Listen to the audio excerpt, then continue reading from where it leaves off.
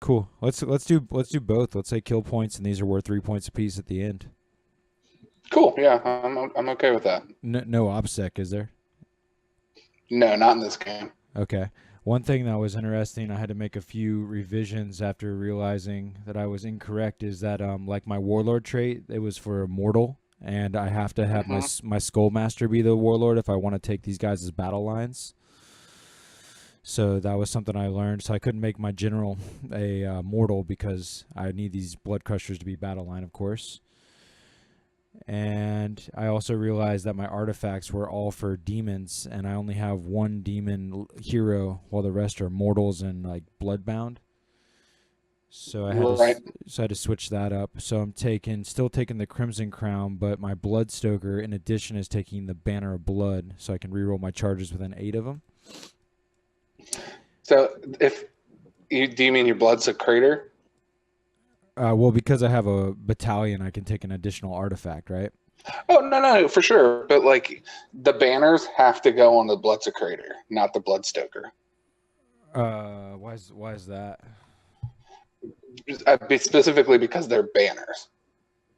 I'm like 99% positive that they have to go on the Bloodsecrator. I'm jumping over to it because I think it said that. Here it is, banners. Any Khorne bloodbound hero bearing a totem, which means a totem would have to be a slaughter priest. Are the Slaughter Priest totems? I thought that the Bloodsecrator was the totem. I know he has a totem, Let me jump. or he has the totem keyword. Check it out. Maybe I just got to throw it on him. That wouldn't be preferable since he's like an 18-inch range, while the other guys are a little closer range, you know? Right. Blood Secretor. Totems in his keyword, and then I think the Slaughter Priests have it as well. No, they do not have Cool. totem. No, they don't have totem. They're just bloodborne or whatever, bloodbound.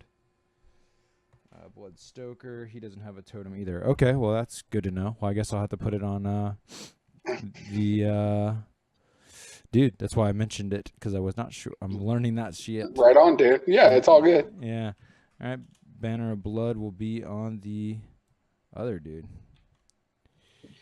Cool. Cool. And Banner of Blood. Reroll charges. Okay, cool. Sweet, man. So yeah, I think we got it. We got some new summoning rules in place. So every 2 blood tithes I can or wait, I forgot what it said. I think it was a minimum of I have to kill Yeah, 2. yours starts at 2. Mine starts at 10. Gotcha. Okay. Okay. No big deal. Cool. Well then are the deployment maps generally the same? I noticed that we played Dawn of War. Is there any other quasi weird ones or? So it's been a while for me, so that's the only one I know. Okay, I know that there was a lot of like mission like based There ones. definitely are other deployment types, but some of them are weird. So the 12-inch deployment's just the easy one. Okay, let's do Dawn of War again then. Keep it easy. So I guess roll off for sides.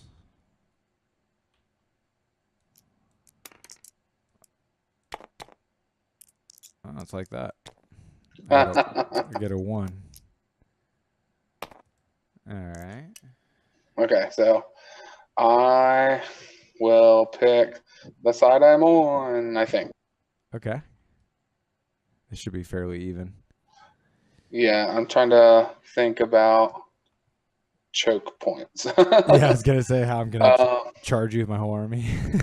Exactly. So, yeah, I'm gonna stick with the side I'm on. Okay. So because you chose your side, you will place the first in Age of Sigmar, if I recall. And I'm just like That is correct. Yeah. And I have to place the first regardless because I won the roll. Oh yeah, okay. We're going to do Lord of Change. I'm in her. Tell me about the Fate Weaver in there. Like, was there a particular formation that required him, or you brought him for his just what he does? Nope, I just brought him for to have another big magic casting monster. Okay. He also has a really cool rule that he knows all the spells of everyone who's within 18 inches of him. So Cool. basically, he knows all my spells. So he gets to pick and choose, which is kind of cool. Wow, that's really cool. I love that. Also, he can create a chaos spawn, like his spell when he does mortal wounds, and when he does mortal wounds with it, it can create a chaos spawn. Okay, beautiful.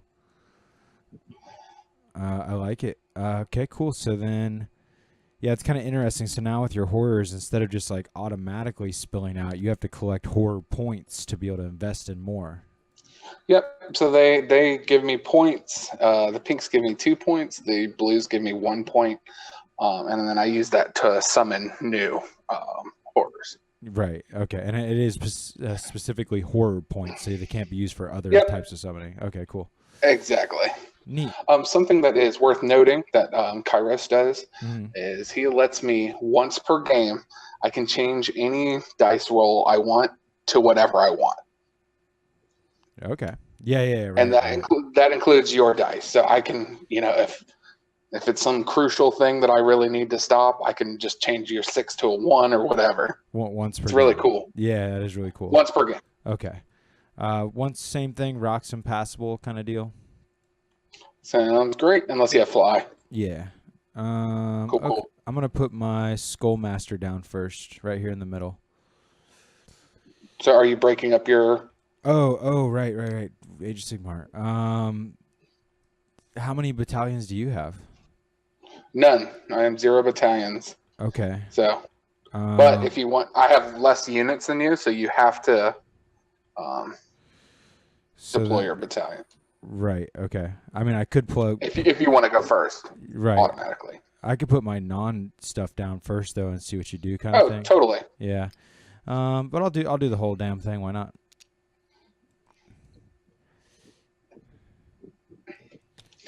It's rough to put your characters down before because they're all support.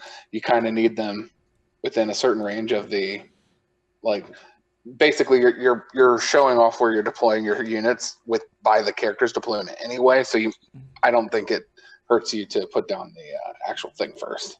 Yeah, I feel you. And like my whole army kind of repositions anyways with it if I do my deployment right. Exactly. Yeah. It's an 8-inch bubble. But something that you are going to get to experience this time is I have a bunch of mortal wounds, and I can pick out your characters and stuff like that. So that's something new that you're going to get to interact with. Right, sure. Cool. There's my first unit. Or, well, yeah, never mind. It sure is. Right. Right. Here we go. So in this game, it's going to be even more important for you to protect your characters because my guys can walk out of combat or even stay in combat and still do all their magic and shooting and stuff like that. They can't walk out of combat and shoot just like nobody else, but like my horrors are all wizards, so they can cast even while they're in combat. So you're going to be taking mortal wounds even while we're fighting. Sure. Yeah, I better just wipe you off the face of the earth then. Oh, for sure. My point is just you have to be careful with your characters because they are susceptible to what I'm doing. Yeah, totally.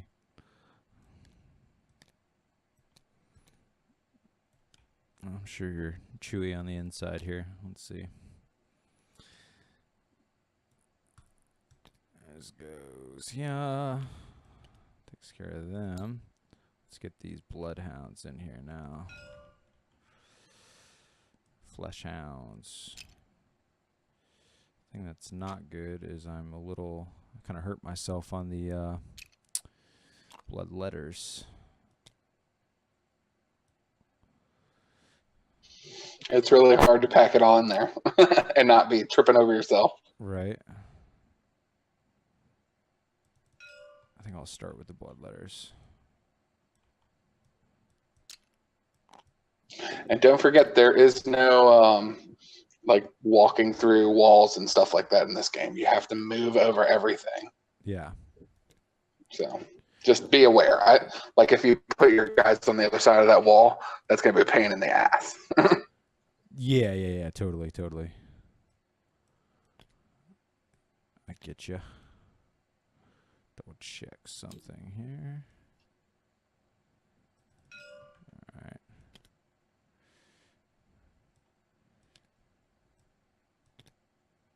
Just going to put something down for reference real quick. I got a 1-inch coherency. Tricky.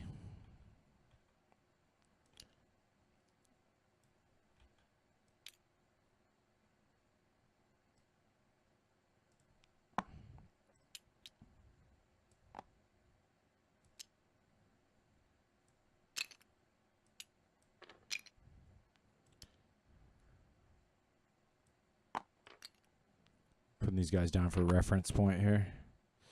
Yeah, no problem. I'm being a little loose, being that I can't push everything like exactly over. Oh, for sure, dude. Don't worry too much about it. Cool. All right, now I'll fill in the rest of these blood lettuce.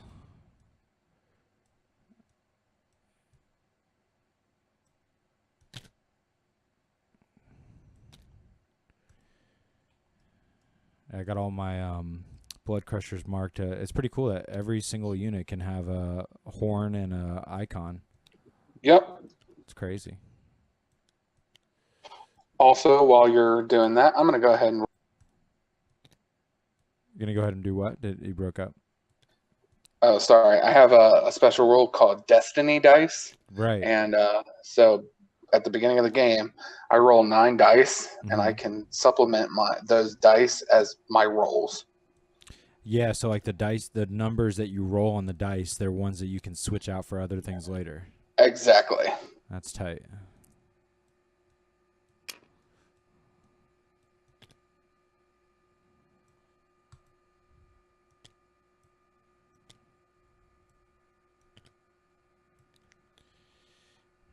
Okay, and then 8.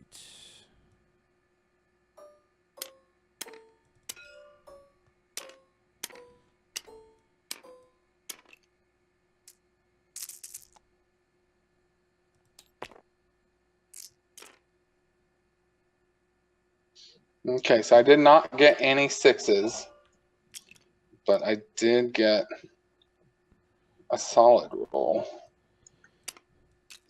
Can you do that as, like, if you wanted to, you could put all 9 on like a single dice roll if you felt like it? I mean, so I'd have to have something that rolled 9 dice, but yeah. Right. Okay. I can only substitute like 1 dice per 1 roll, you know? Yeah. It's pretty neat. And do you have ways to generate more of those Destiny dice? I do. I have a spell that lets me do it. And the army has like 2 or 3 different ways to generate them, but most of them are kind of unreliable. But I do have a spell that would let me do it. Okay. Actually, looking at my list, I don't think I took that spell today. Fate is fickle. All right.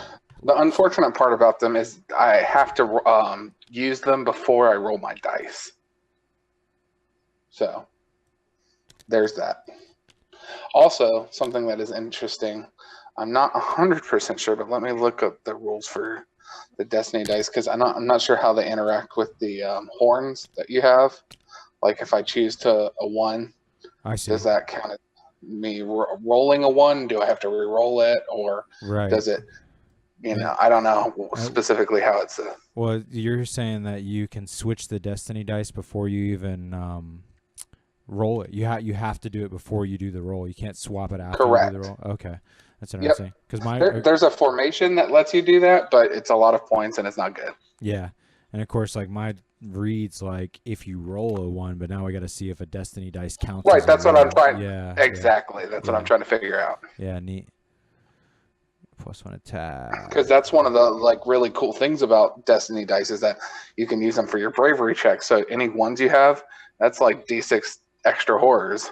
Right. I wonder if this. Oh God, you can just. Oh God, that's disgusting. Yep. I would want to roll a whole bunch of 1s. Of course. That's fantastic. 1s and 6s. That's what you want the most. Oh, that's fantastic. Oh my gosh. Dude, that's so crazy. I love this game. All right, so let's see. I'm just making sure that I don't need line of sight to do some of my abilities. In your hero phase, you can. Yeah, you're good, dude. If you do until your next hero phase, you may move the model. Oh, wow. Yeah. So I can do my Blood Secretor +1 attack without visibility. Not a bad thing. And then do my Slaughter Priest need visibility. This is kind of interesting. So, according to this, I'm not actually rolling the dice. So if it specifically says that I have to, re-roll ones, I'm not rolling them. So I don't think that applies. That's what I'm thinking, man. Yeah, because it says that I substitute. Like, instead of rolling, I use one of my Destiny dice and put the one down. So, by my reading, it's not. I wouldn't have to re-roll. I'm gonna have to agree. I mean, that I think it's a neat way to be able to get around it. Yeah. I mean, it's a small thing, but in this game, it could be big. I mean, there's quite a bit of horns out there too. When you're playing Chaos on Chaos, that is. Right. Let's see the Slaughter, and I mean, I have a similar situation where you have a lot of deny, but yet I'm casting prayers instead of spells. Right. Let's see. So I'm just checking my powers now. Pick an enemy unit within 16. Yeah, these don't often require line of sight. Cool. Okay, cool. So yeah, for casting my prayers, it looks like no line of sight either required. Sure, that makes sense. This building is not terrible. Okay, I think I went ahead and deployed my other characters. You can go ahead and just follow suit with your army there if you like. Cool. Yep.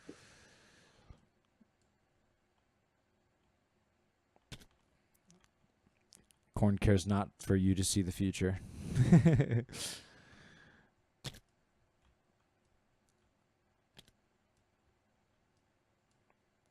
This Balewind Vortex. I'll take a look at this.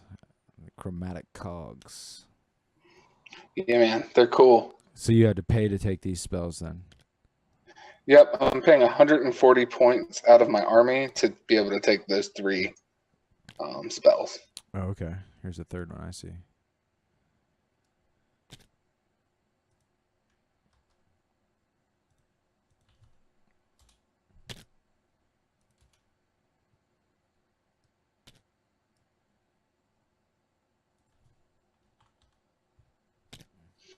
I'm hoping that my rolls are a little bit better than they were yesterday. Some of those were quite laughable indeed.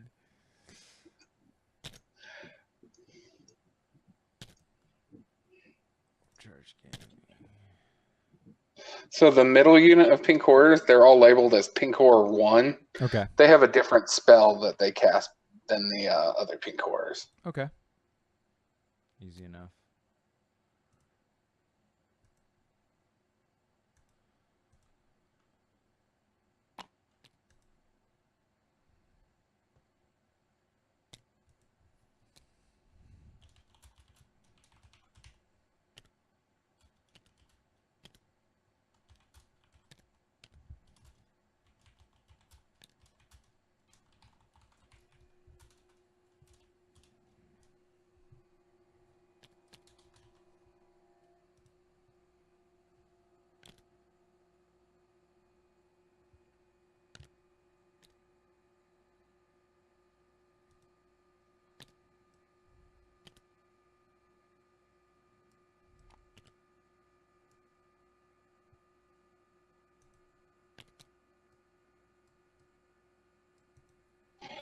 Okay, I am deployed. Cool, man. I'll pull the veil back here. Recall. Dawn of War. There we go. So before the game begins, I would get to do a 2d6 move for everybody within 8 inches of my Skullmaster. Yep. Which is going to be everybody. This is per the murder host. And I'm going to get a big 9. Okay. So let me see. I'm coming for you. Oh, yeah. It hasn't even loaded one of the dice for me, man. Things seem to be acting kind of weird. Oh, yeah? I was kind of concerned. Let me. I see the 4, but I don't see the other dice. I'm going to hardwire. I was trying this new wireless card. It might be a little bit weird. I'm going to hardwire the internet into my computer here. Cool.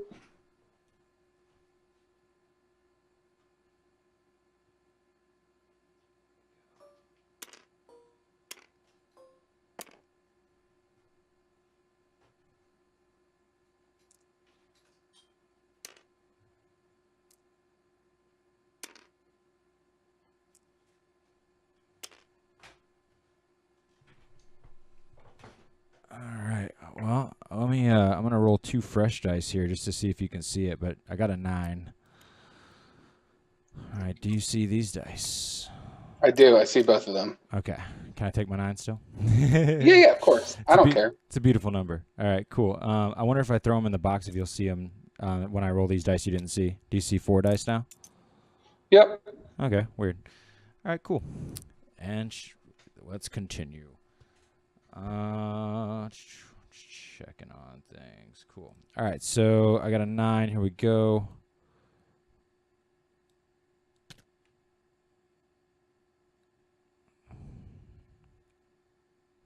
There's 8.9. I gotta go around. Don't go over the rock. Yeah. Yeah. So this way is 3 and 6. There's 5.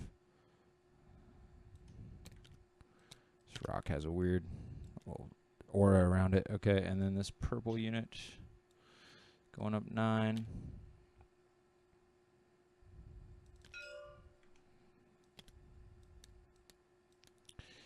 And this Khorne unit, flesh hounds.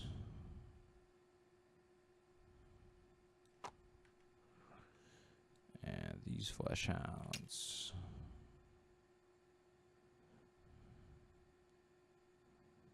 I'm gonna make a little gap for my. Another thing too, when I was checking my army out, is my bases were like extra big. I think they were like 80 mil. They were like. Oh wow! Yeah, really? Yeah, they were like relic Leviathan size. So here we go, 9. Okay, just make sure that you did. I think you're fine. I think you had the movement to get there, but just don't go over the rocks. Yeah, I summed down on that one. I only went like 8 inches. Cool. Yeah. Going up, but yeah, it's pretty critical. Swing. That's 8.4. Do a little scoot that way. I actually gotta. Yeah, here we go. This other unit would have to actually move first so I can get around this character here. 9.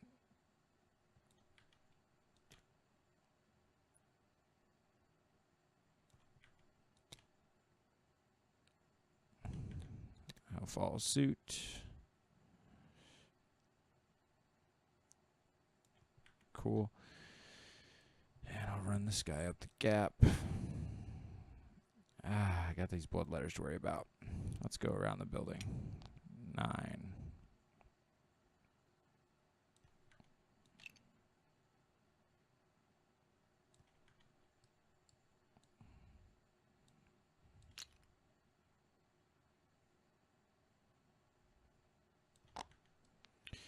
Okay, blood letter time.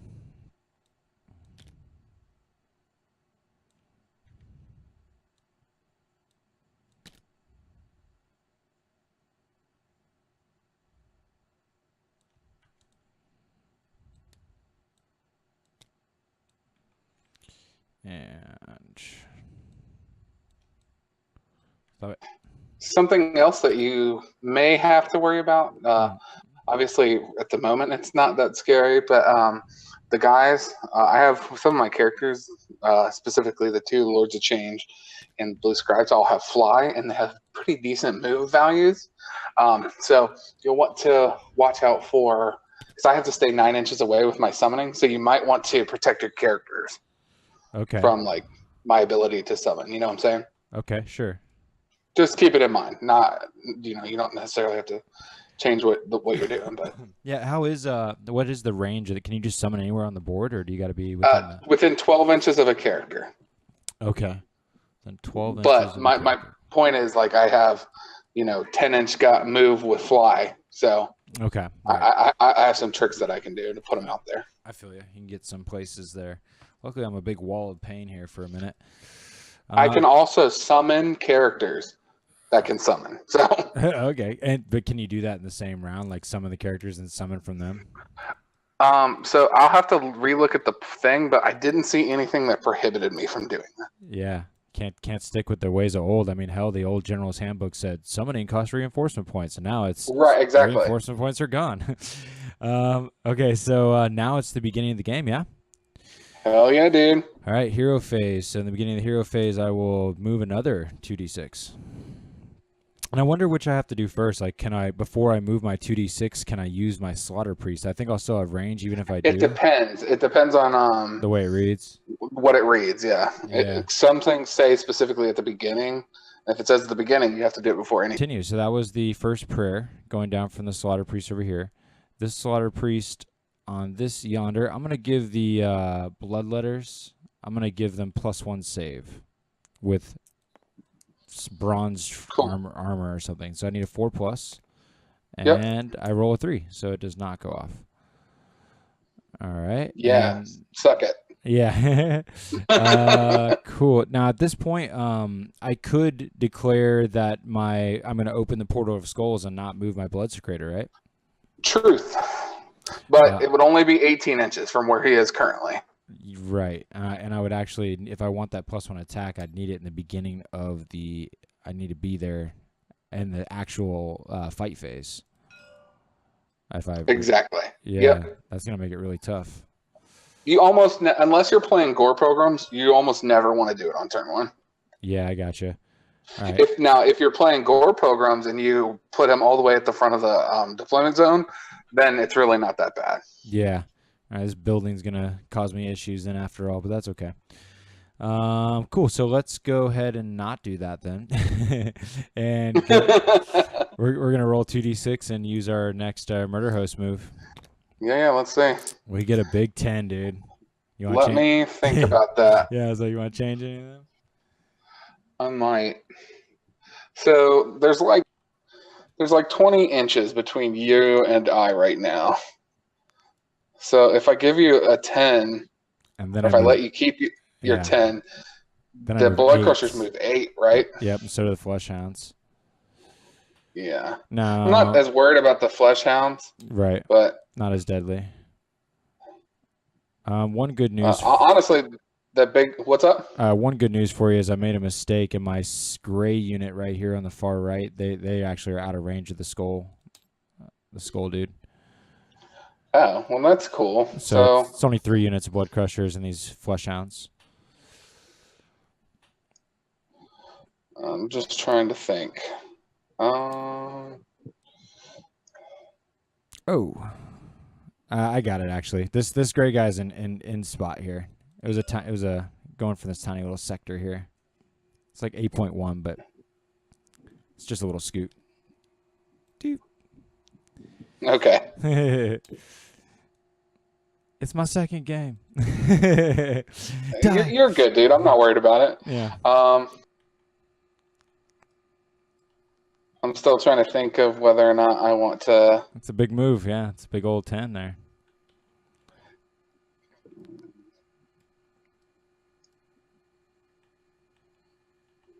Muhahaha. Yeah, it's like 20.2 or 3 from the front line of the guys to this. So that will make your charges almost almost a guarantee. Right. Which is not really where I want to be. Right. But granted, assuming you don't roll huge on your charges, I don't have too terribly much frontage on my unit, so you might. Why not? We'll change the 6 to a 1. We'll use Kairos' ability. Okay, cool. So I am at a 5-inch move then. You get a 5, yeah. Okay. I was hoping that you were going to roll a 1 and then something else so that I could change it to so you only got 2. Right. Let's see. So 5. And then I can do an auto 6. I can pass leadership, or what's the other command ability I can do? You can do an auto 6 when you run, or you can automatically pass leadership, or you can reroll a charge. Reroll a charge, okay.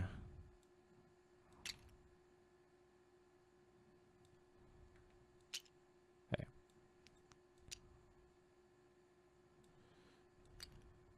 You get the 1 mulligan on your 8-inch range, but you got to stick with it though now. Yeah, 10-4. Yeah, it's serious.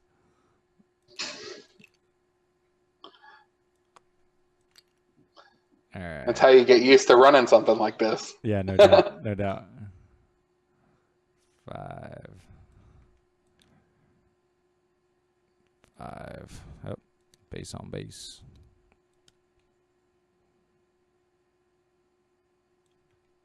And 5. I just hope I got my blood letters. Cool. Blood letters moving 5.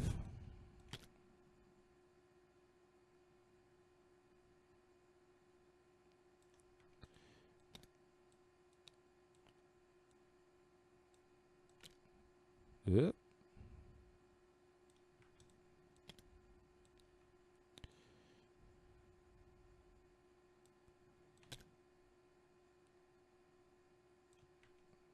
Little partial movements there. There we go.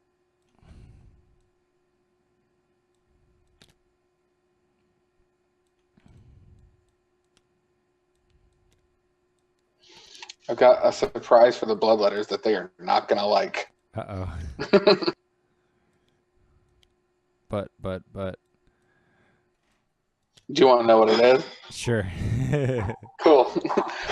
So, dude, right here, that guy, he has a spell that he uses, and he picks a unit, and everything within 18 inches, all the models that are within 18 inches, roll a dice for that one unit, and any of them that have 4 up take a mortal wound. Oh, God. Yeah, so your 30-man unit can die real quick. Wow. I'm just checking my range on the bloodletter's movement. I got a movement of 5. Okay. And on top of that, he has that Balewind Vortex that I can summon. If he summons it, he gets 6 extra inches to that, so it'll be 24 inches. So it is not hard for him to just like get out and get the whole unit. Okay. Whip. Just be aware. Yeah. My Whipped Fury ability, is that a hero phase thing?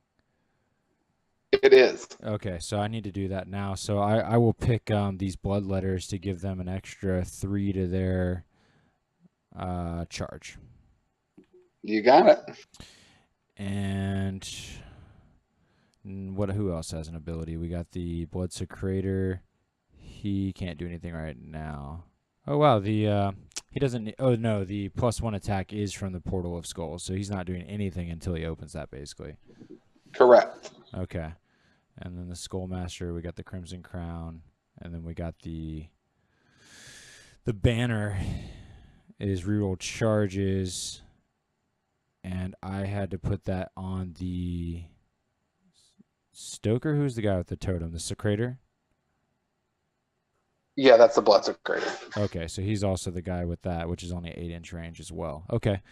Okay, so I think my hero phase is complete, and I'm ready to move now. So doing the move thing. This army's so crazy. All right. I'll give it. I think next time we play, I'm going to ask that you not bring this army. Fair. I'll try to figure out something else. Or at least not the full 8, because like this is like hard counter to what a lot of stuff does. So, and it's not something that I think I would ever really see. So you don't think so? Yeah, if we ever play in an event together, you're gonna see it. Oh well, that's fine. But like if I'm playing like for realsies, I think I can handle this because I'm going to be bringing my own battalions and stuff like that. Right. You know. Well, there you go. I just, you just bring something crazier next time. No, but like this is your second game. I don't want to do that. That's not. Yeah, I feel you. like the army you're playing is not an adequate representation of Age of Sigmar as far as like new players are concerned. It makes sense. Well, what can you do? Let's see. So these guys are 5. So they're going to go up 5, and they're not going to run because then they can't charge. Now, they might not even be in charge range anyways. They got +3 to it. We're like 11 away. You're gonna need looks like a 7 or an 8. Okay, that's pretty cool. Yeah, so not an unreasonable charge. Right. All right, those guys there. So going 5. Yeah, it's gonna be an 8. Okay. Then hey, number of Khorne. What can you do? Swing. Cool. These guys are here. These guys are here. This guy's here, and then these guys are going up 8. 7, 8. Looks like that is probably not good. Funny enough, it looks like it's going to be 8s for everybody. Oh wow. These guys, except for maybe those guys. Yeah, they're gonna run. They get a 3. I halfway wanted to bring my own Khorne list. Yeah. Maybe that's what I would do if you wanted to bring this again. Is bring my own that'd be fun. List and just blood ties everywhere. I was gonna say the thing is it again is not a very good representation of Age of Sigmar as a whole. Yeah, I can respect that. Slaughter Priest is gonna run, going 3. He's gonna have to go around this wall, unfortunately. So that's an 8-inch move. So he goes 5.8 to go around. It was dumb to go in there. And then 3. I think you probably would have been more successful if you walked the other way. You think so? I'm not 100% sure, but you'd be further up the board for sure. 5, 6, 7. It's like it's almost the same. But yeah, I'll go central. Okay. Run for the Secretor. He gets 4. And don't forget, for a command point, you can make that an automatic 6. Oh, right. I think for him, I will take the auto 6. I think that is not a terrible option. Right. So here's 7, 8, 10. It is 5 plus 6, so 11. So I got another 3. Still nothing crazy. Yeah. But that's a pretty good, that's a much better spot than he was. Yeah. All right, this guy will go the other way. So 3 plus 5. All right. And then the Skullmaster. Oh, I never moved him his additional 5 upwards the board there. Cool. So also something to note, a lot of my spells don't need line of sight. So okay. I can get him even potentially, even if he's behind the rock. Okay, danger. Let's see. He's no way he's going to make a charge. He still has an 8-inch move, but he's blocked. Now, he does have the Crimson Crown, though, which is a 8-inch situation. So I'll buff the left side, I think. I don't know. That's a lot more attacks on the Bloodletters. I got this buffed up Blood Crusher unit. I kind of want to buff them. I haven't moved these Flesh Hounds yet either. We will go into the... we'll go up here. Flesh Hounds are moving 8. Bam. Sorry, I accidentally quit it out. Ah, no worries. And these guys will go this way. 8. These are going to run. It's a lot of crap to deal with. Yeah, man. I like this a lot. 3. 2, 3. I'm just excited that I actually have these models. Right. It's awesome. I can actually play the game for realsies. There we go. And that's all my movement. It is time for the shooting phase. Cool. Still haven't, I don't think I have any guns, and now we're going to fight you. Yep. Okay, so let's start with these Bloodletters. Let's try to make this big long bomb. It's only an 8. It's not that bad. And I do have an extra command point. The Bloodletters, I don't have any sort of reroll for them because I'm out of range of the... Well, the banner would give it to me, and the Banner of Blood actually might be tailing them right now. I think it's an 8-inch on the Banner of Blood. I don't have it written down. Oh, goodness. Well, the Blood Secretor is Banner of Blooding the Bloodletters, so they got reroll charges anyways. Cool. Let's give it a go.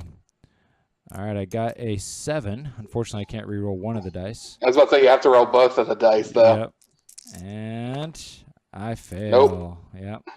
Okay, so that went down. Let's go to the Blood Crushers here. Yes, sir. Blood Crushers. Okay, nothing particular. You got it, boys. They get a big. Yep, they got it. Big 10. All right. Where are they charging to? Let's see. I think they have options. They do. I kind of feel like I should go wholehearted into a singular unit, but that doesn't really. I guess it makes you make a massive morale check, but you could, and you have no command points at this point because you have no War Battalion. Yeah, but remember, if I use my Destiny dice, I auto pass and get the D6 dudes back. Disgusting. So if you leave a model there, then someone will be alive to bring my unit back. Where's your Destiny dice at? Oh, they're right there. 2 ones. Dude. You got 2 ones, huh? Yep. So in that case, I'm gonna actually split it up, I think. So I'll start with the first model. It's this guy. Yep, that's 9.2. I will go to my. But don't forget, you have to be within a half inch. Right. So there's this weird thing on the rock. I'm not really on it. So it's making me lean without being on it. All right. Do you think is that a half inch? I'll check it. Yeah. I had more than I could overtop your base. It's just the rocks being weird. Oh, okay. Yeah. So I want to make it so that when I pile in. Let me throw them back real quick. Yeah, so here's 10 right here. So my move is... so the important part is you didn't roll a 10. You rolled a 9, right? I thought I rolled a 10. I rolled a 9, yeah. Shit. So... let's see. So maybe... And your base has... Yeah, maybe I think you're short on these guys. Okay. Is this 2 separate units over here? Yeah, it's 2. Okay. All right, that works for me too. God, stupid rock. We understand what you're intending to do there. So, right. like, just get them to where, approximately they should be, and we can, it'll be okay. Yeah. There we go. There we go. Just keep that coherency. Good. All right, and then this other unit here will make a charge. The red unit. The red ones? Yeah, go for it. I fail, so I think I'll use my other command point to reroll the chart. Well, I better save it, actually. I should have probably rolled I was going to say, you don't want to save them for your big unit? Yeah, I should have saved it for my big... I should have rolled them first, or next anyways. All right, so let's go ahead and go to the big unit. Cool. Big unit. Definitely not. You might want to reroll that. Here's the command point. Oh. No. Still no. Man. That's unfortunate. I'm catching a break. Yeah. All right, the purple unit here. They get an 8. Make it. I didn't measure them, so make sure that there's 8 right there. Yeah, I got it. And I want to go to the... Yeah, make sure it's exactly 8. There's 8 right there. Now I took a long... Ooh, that's outside of a half inch, man. Well, I got more than that. I was trying to take a longer range for consolidate size. Here is 8 going the closest distance. So that's really close on that one. So I can't see. As far as the half inch. Oh, you got a little ruler tool. Nice. Yeah. Dang, it's hella close, dude. It's like on my radar is coming right at 0.5 when I do the little draw tool. You want to give it a 4 up? Or if you think you got it, you can. But the model got moved, so we don't know exactly where the base was and all that. So he was right. That's the problem. He was right there. Do you want to measure from right there for me? Or you're good, dude. I'll just let you have it. Let me do it one more time. So I've got him. It is where he was. I'm moving 8. There is 8 exactly. And then zooming in with my draw tool. Oh, your ruler's hiding me. Yeah, that's further than 0.5 then. Gross. So the charge would fail then, huh? Correct. Damn, son. All right. I just heard somebody in the background say, "This is a disaster." That's what I'm thinking. Okay. Well, everything, all I got is that one unit then. Let's resolve. So basically, that turning that 6 to the 1 was the best thing that Kairos has done all game, or will do all game. Yeah, I mean he earned his points right there, right? He sure did. Okay. Hey, Kat, I see you out there. All right. Well, then let us just fight then. Okay. Well, we're not going to fight back very hard, so. Right. So right now I'm closest to this horror right here. So as long as I end up close, I'm gonna pile in right here, like that. I can't go any further. And then same ways with the other two guys. You just want to move. Yeah, that guy can totally get in. I don't think the third guy can. I agree. He can't fight. Yeah, don't worry about them. We know he's in. He's God suck. All right, cool. Cool. So we got the Blood Hunter, which is the leader dude. Where is he? Cool. Cool. I don't have it named. Oh, everybody's named Hornblower right now. Son of a bitch. All right, I'll fix that too. Get this going on. This guy is Icon. And this guy is the Blood Hunter. Okay. Okay, so on the turn, when I do a charge, I guess I'm going to get a Stampede. Yeah, man, you get that. So 4+ will do D3 mortals for you. And I do not get that. And then I also have units within 1 inch set for D3. So there's only one. Do I have more than one unit or just one? Just one. Okay. Just one. And 6s inflict mortal wounds with decapitating blow. I thought I had something else for these guys. Yeah, I get to reroll all hits if I'm within 8 inches of a character, which I'm not, a Khorne hero. So, okay. Right. All right, so that's all that's going to be going down then. So let's just see their normal attacks. We'll get an extra attack for the Blood Hunter.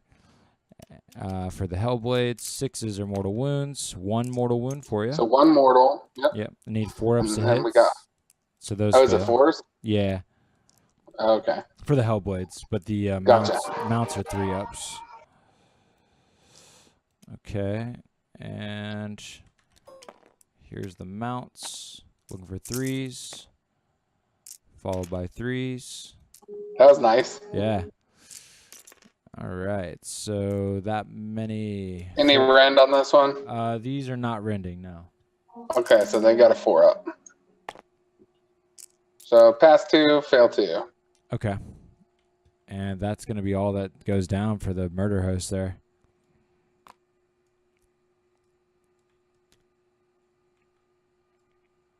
Mildly killing you, host.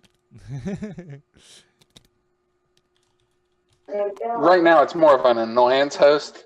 Yeah.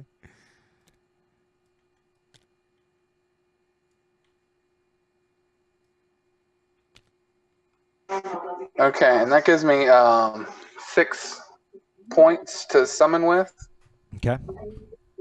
Can I go ahead and take a quick break real quick? Yeah, I'll grab a smoke real quick. There's these Cool. You want to use your counting? You could just, I guess, use the models to count, but you could also use these little counters on the side if you want. Oh, true. I'll figure it out in just a moment. All right, I'll be right back.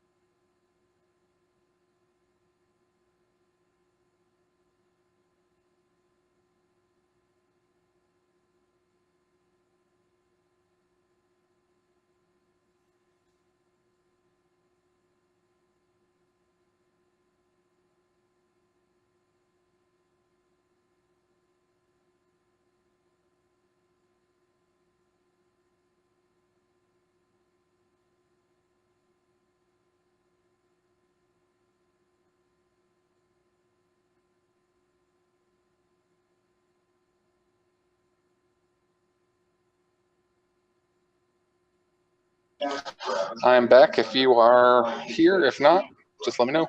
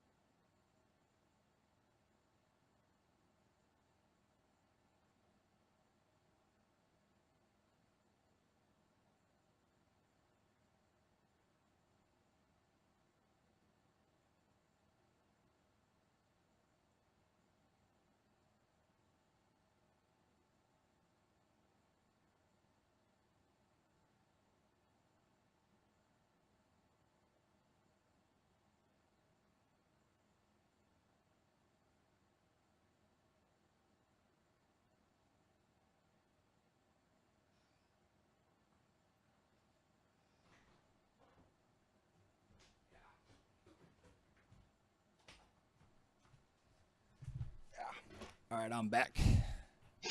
Cool. So yeah, now we're gonna go to my turn. I have over here marked under the command point one. I have the 6 horror points that I have. Did you already fight with your pink though? I totally forgot about that. No, I did not. There you go. So I'm gonna go ahead and not pile in. I should have 4 dudes who can swing. Okay.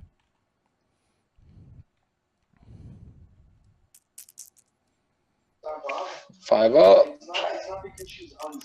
And then, actually, I think it's 4 up for them. But I'll look in just a second, but I know 3s don't hit. So it's just going to be 1. Okay. I think I need a 4 up. Double check. Blood Crushers.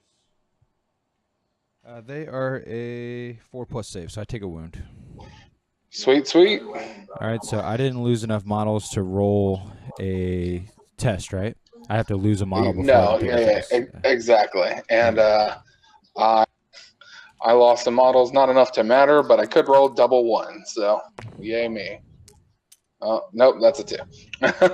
All right. Didn't want to throw your auto 1 down, huh? Oh no, not yet. Okay. One day for sure, but not today. All right. So now we've got. Yeah, let's get to some mortal wounding. Uh-oh. Yeah, man, that's what you have coming your way now.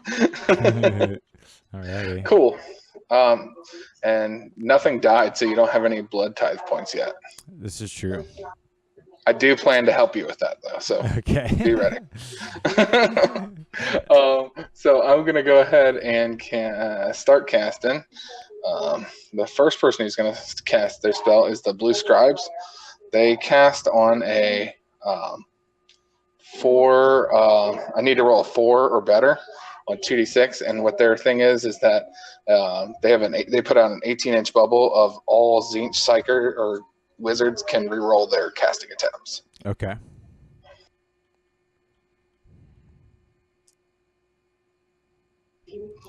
So we're gonna roll 2d6, and it has to not be a 1 and a 2 or a 1 and a 1. Yay! It went off. Okay. And that gets me a point because I successfully cast a spell. A point, like a summoning point, huh? Exactly. Yeah, I get mine based on spells. Cool. So I'm trying to think here about what all I want to do. I could definitely erase a lot of these units. Maybe like a couple of these units. A lot, because those Void Crushers having 4 wounds makes them hard to deal with all at one time. Yes. But we got the important part off, and then let's check on the Lord of Change. Oh, these guys are not within. Okay, so we're going to start off with... We're going to have Kairos Fateweaver cast the Cogs spell. So that's the ones that look like gears over here, the Chronomantic Cogs. Okay. And it needs a 7 to go off. But what I'm sure you've already looked at the Lords of Change thing to see what they do, but they are absolutely disgusting at casting magic. Okay. What you do is you roll 2 dice for them, and then the higher of the 2 dice mirrors the other dice. So basically, wow. Yeah. So basically, if you roll a 4 and a 3, you get 8, which is pretty cool. Okay. And then don't forget that I can re-roll my fails. So Kairos only needs to roll a 1/4 up to get this off. He did not do it there. Double that. But he got it there. So he gets a 10. Okay. So another point for your summoning, right? Yep. Gotcha. And I get these cogs here. Ooh, an endless spell. Yep. And so what they allow me to do is I'm going to choose slow down time. So now Kairos, and I think it's just Kairos. Let me make sure.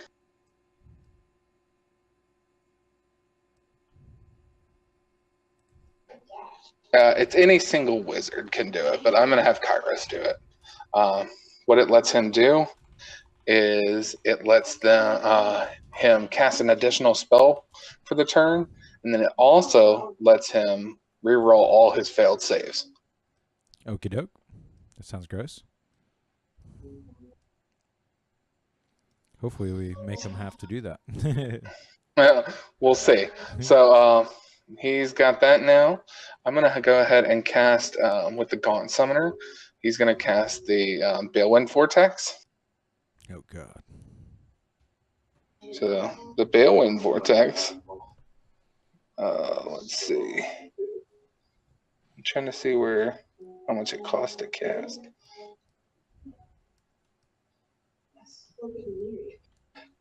Oh, it's 6. Okay, so the Gaunt Summoner needs to get a 6. Okay.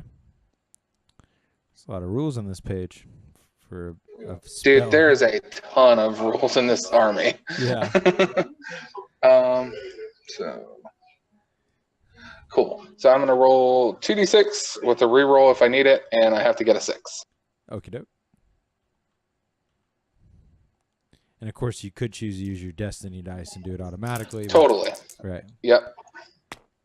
Oh. I get it off. Cool. So what that does is now where he is, I'm gonna summon the. Oh, now I could use my Flesh Hounds to try to deny that. Yeah. Oh, totally. Yeah. So that was just a 6. Yeah. All right. Or that wasn't Lord of Change casting, so that was an official 6. Right. It's just a 6. So okay. You can stop that. Here we go. I do. You do. Sweet. So I don't get a point for that one because you stopped it. Excellent. So the next thing I'm going to cast is the Geminids of Ulgaish, these other ones over here. Okay. And it's going to be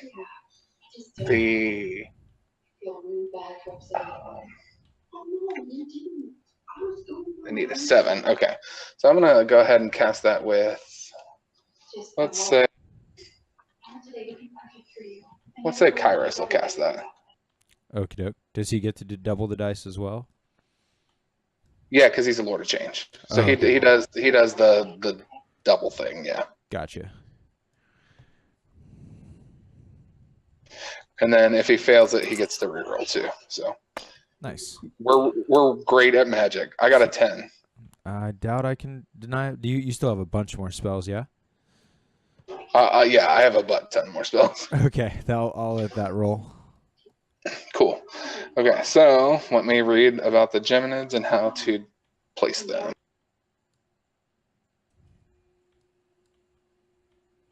So they set up within 6 of each other and wholly within 18 inches of the caster. Then I get to move them.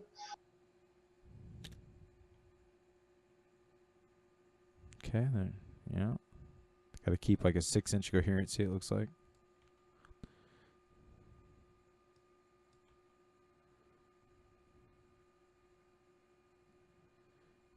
Oh, God.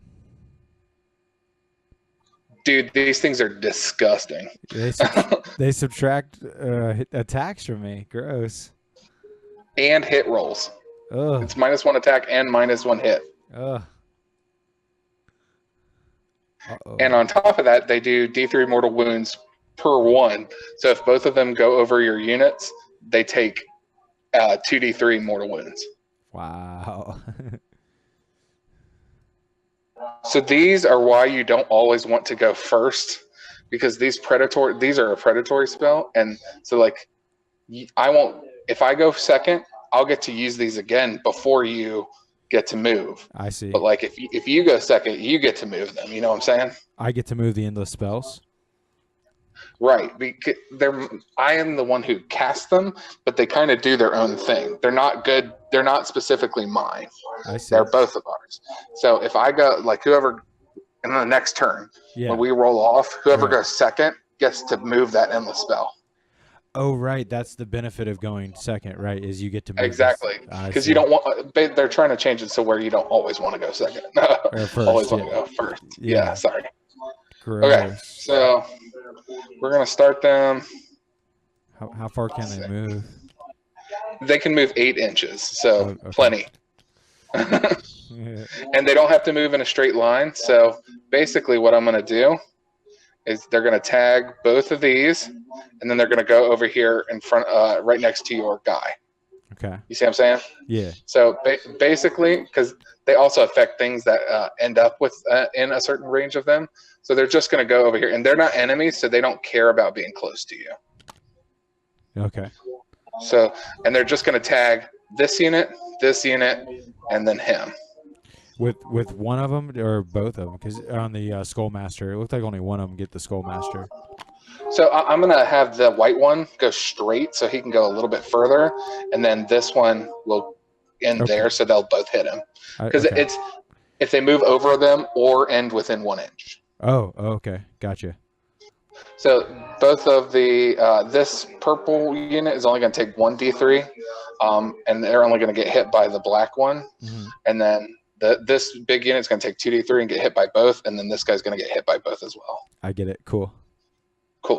And then the flesh hounds are good to go. So let's do some rolling. Okie dokie.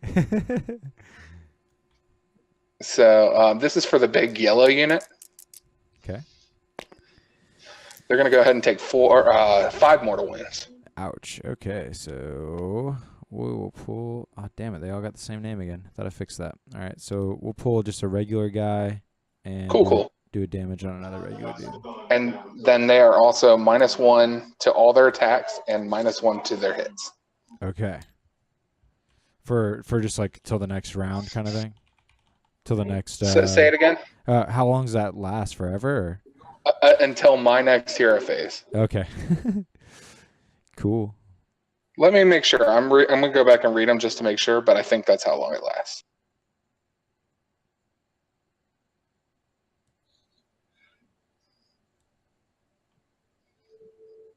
Oh, I lied. It says until the end of the battle round. So it looks like they are way worse when you're going second. Right. So I'll be back to normal at the beginning of my turn, or the beginning of next turn. Well, at the beginning of the next one. Yeah. Yeah. But that's part of why. But you will and you won't, because like if you go first, I get to move them before you do, and they'll hit you again and they'll put it back on you. You know what I'm saying? Right. Let's see. Cat. Cat was asking what spell it is. Here it is up close, Cat. Let's see. Where's the if your battle is taking place? You don't have to worry about that part because we don't do battles in the realms of the.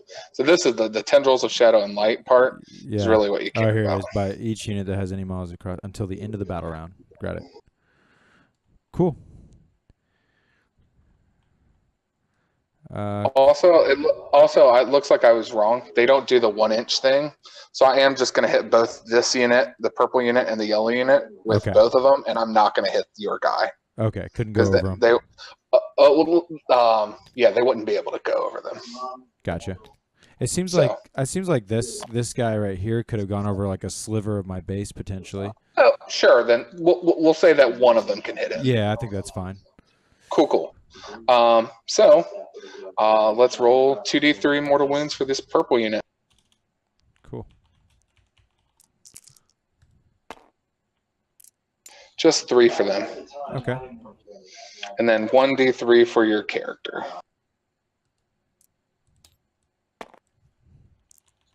Just 1 for him. Awesome.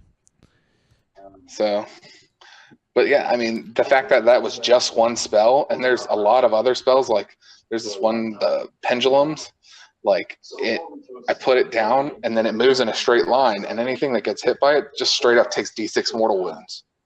Yeah, that's pretty awesome. Yeah, so these endless spells are super cool. Totally. So next up, we're going to go ahead and have the Ogroid Thaumaturge cast his spell. I'm going to put the wounds on my hornblower on that purple unit. Yeah, you're good. So his spell is Fire Blast. It needs a 7 to go off. If it goes off, he picks someone within 18 inches, and they suffer d6 mortal wounds. But the cool part is that for every model that dies to this spell, I create a horror. So I get like a pink horror, and then that horror splits and stuff still. That's awesome. Okay, so this dude needs a 7. And I'm going to go ahead and target the Blood Crushers that made it to combat. Okay, you got it. So that is not a 7, so he's going to go ahead and reroll. Okay. And it doesn't go off. Fantastic. So, boo on him. I did get a spell point for the Geminids. Yeah. Cool. Okay, so next up, we're going to go ahead and go with the Lord of Change over here. Let's finish up Kairos. Okay. He's got, let's see, Kairos, he has 1 spell left. Kairos is going to go ahead and cast Tzeentch's Firestorm. Mm-hmm. And what that does is... In 40K, it's rolled 9 dice, and on 6s, it's mortal wounds. It does that exact same thing in this one. However, instead of it just doing a mortal wound, it does d3 mortal wounds for every 6. Oh, my goodness. And he's targeting that same unit, the close one. What's the cast? It needs a 9, so he got a 10. Dang, that double dice. I have 3 more denials under my belt. Can you get an estimate of how many powers you have left? 1, 2, 3, 4, 5, 6, 7, I think. Jeez. How many units of Flesh Hounds do you have? Well, also my Skullmaster does it. Oh, he can as well. Got it. Okay, yeah. Cool. I don't want to try to stop that. So yeah, go ahead. Okay. So here's hoping I roll some 6s. Yeah. 3, 4, 5, 6, 7. 7. 8, 9. Okay. Here's where I roll like no 6s and be real sad. Oh, we got 2. Nope, 2. Well, that's right. Perfect. Yeah. That is just okay with me. So they are going to take 3 mortal wounds. Was that the unit up front again? Yeah. Yeah. So that was my leader, Blood Hunter.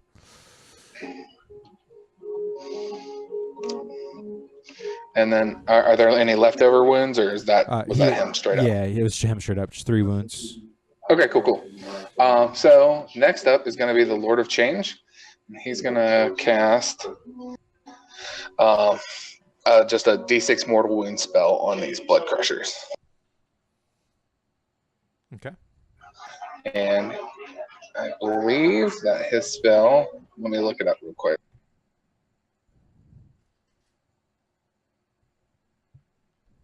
Cool. So Infernal Gateway needs a 7.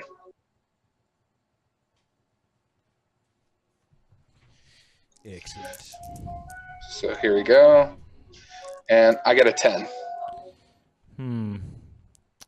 Infernal Gateway is bad. That's going to do a lot of area damage, right? No, this just straight up does D6 mortal wounds. Yes, Meredith. No. Sorry, I have my wife yelling at me. Oh, you're good, dude. It does straight up D6 mortal wounds. I don't feel like I can stop a 10 very easily, man. So go ahead. Cool. Are a lot of your other, like you were mentioning, like 6, 7 powers left? Are most of them all offensive? Yes. Okay, cool. Go ahead. But this is the one of the more damaging ones. They're not all D6. Yeah, I just don't think I can stop a 10 very easy. So I'll let it roll. Cool. Take 6. Oh my god. Was that unit up front? Yeah. Okay. I'll take out the Hornblower, and I'm at 2 wounds left on the icon. Cool. Then this unit of horrors right here is going to cast on that one guy who has 2 wounds. They're going to cast a spell called Unchecked Mutation. It does automatic it casts on a 7. It does an automatic D3, and then I roll a dice afterward. On a 5 or a 6, it does an extra mortal wound, and then I do that again. Shit's crazy. And horrors have the special ability that while they're within 7 inches of a character, they get +1 to cast. So they'll be +1 on this roll. Fantastic. So let's see if we can throw some dice. Oh my god. So yeah, it's a 10. Oh, this is Lord of Change again. Casting. No. This is the horrors casting. Plus, Roll the 9 1. and they get +1. You need to stop rolling so high. This is on the Blood Crusher again. Yep. Let it go, man. Go ahead. Okay. So straight up, how many mortal wounds? So he just straight up takes 3 and dies. Okay. If you were gonna bring Tzeentch with a battalion, did you have one that you would lean towards? I'm not sure yet because I have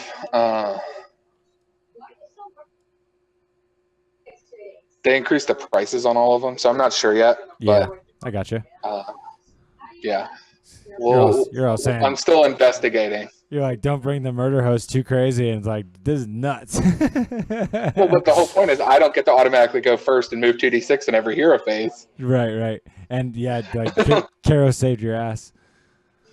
Oh, I know he did. Yeah. But we have the other spell from the Lord of Change is another straight do d6 mortal wound spell.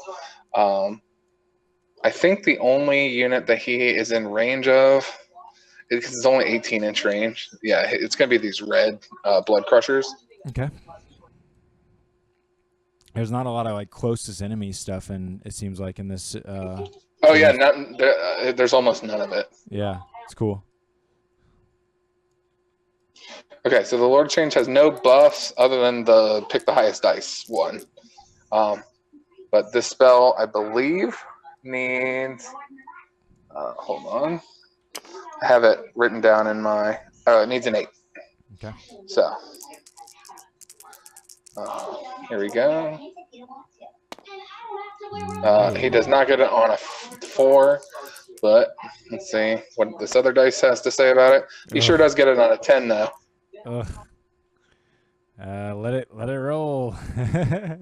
So I still have 1, 2, 3, 4 casts left. All right, So I'll save my 3 denies on the next ones. okay, cool. So here we go. Just 2. Cool. All right, we'll put it on the hornblower. Okay, and then we're gonna go ahead and cast with this pink horror squad over here. Mm-hmm. We'll cast Fold Reality on these pink horrors over here. And dude, this spell is gonna trip you up. Okay. So this spell, it needs I think it's a 6. No, it needs a 7. So it needs a 7+ to go off. If it goes off, the unit I roll a dice. On a 2 through 6, the unit just gains that many models back for free. Gosh, wow. If on a 1 though, they die. The whole unit dies. Cool. So, but the whole point is like you can use that on multi-wound models. So like they're those chariots of Tzeentch that have like 6 wounds apiece. You can take a unit of them and then use the spell on them, so they get the whole chariot back. Wow. Dude, it's gross. That is. All right. Well, I'm gonna deny it. It's no big deal, but. Oh sure, yeah, no, of course. Collar of course. So the horrors are +1 again. Yeah, so an 8 will get it. Yeah. Nope. You're good. Nope. Okay. So we'll see if I still have a unit left after this. Oh, I do. dang it. I got 2 dudes left. Oh, so close.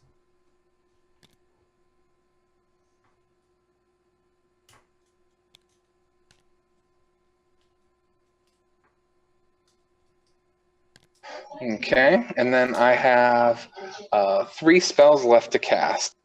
So this one, they're just going to try and put a mortal wound on this red unit. These horrors are. They're going to cast whatever the basic mortal wound damage one is. It goes off on a 5. If I get it off, it does 1 mortal wound. If I roll a 10 or higher on the total, then it does D3 mortal wounds. Cool. So here we go. That is not a 10, but it is an 8, and I'll keep it. All right, let's see. This is my 2nd out of 3 denials. Here we go. You're good. Sweet. Take a mortal wound on that red unit. Okay. It is done. Okay. Let's check 18 inches from this dude.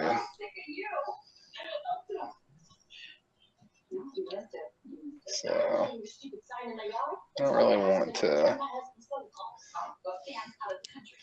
Okay, so the Gaunt Summoner is going to use his spell on these Blood Crushers right here, the red ones. And he's going to do it on a, I forget what it means. I'll look at his data sheet. But it just rolls a 4+ for each guy, and they take a mortal wound if it's a 4+. Sounds good. So it'll basically be like doing D3 mortal wounds.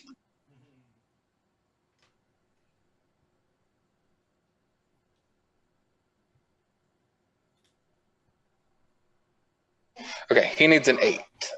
And he does not have any pluses, but he does get the reroll.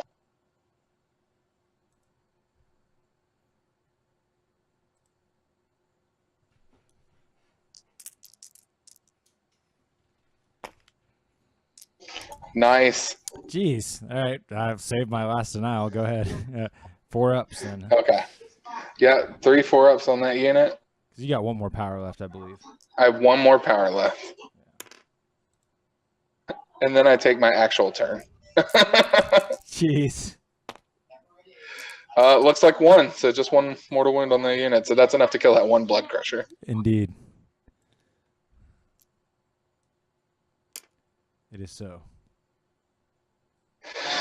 And then the last spell he's going to use is on the Bloodletters. It's called Arcane Suggestion. It goes off on a 7. And when it goes off, I roll a d3. If I roll a 1, they take d3 mortal wounds. If I roll a 2, they get -1 to hit and wound until my next hero phase. Or on a 3, they get -1 save till my next hero phase. Okay. Stopping this. So, I was about to say, so you're going to want to stop this one. I'm totally stopping it. I'll take an 8. No big deal. It goes off. No big deal. Look at that. Get out of here. Get out So of here. it looks like I got a total of 9 spells off that turn successfully. Yeah, pretty good. It's pretty good. Yeah, I'm certainly not complaining about it. So we will go ahead and go into our actual turn. Just so you know, I got a blood tithe, so take that. You sure do. Yep. Yep.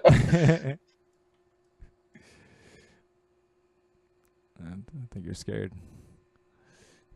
You said I'm scared? I think you're scared, yeah.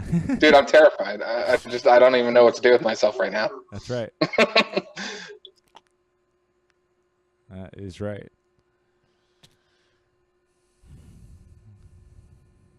Uh-oh. Can you push, or can you show me 3 inches? Sure thing. This is 3 right here. Where are you getting that nifty little red ruler at? I'm just a red guy, so that's how I get that. It's impressive. You're over. You're over 3 right now. There you go. Oh, so it's the front of your ruler? Yeah, this is 3 Got right it. here. Yep. Am I good there? Yep. Yep. It looks like I can get a little closer. Yep. There you go. No. There you go. That looks about right. Cool. Cool. Then. Hey, stop that. Hey man, I gotta keep you off of me. You get back. I can't fit all my bases in that little cubby. That's the whole point. I need your big stupid rhino dudes to keep off of me. Damn it.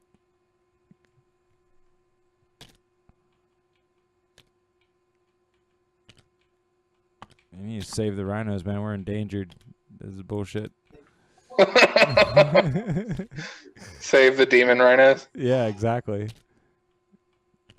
Crikey.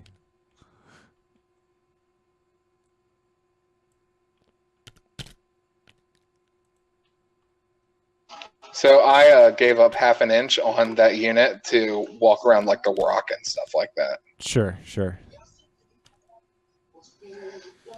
I think that should be adequate. Not that we really want to get in combat, but honestly, I just want to give my my character some space. Yeah. We will take this Lord of Change though, because this guy's actually pretty good in combat. So A behemoth.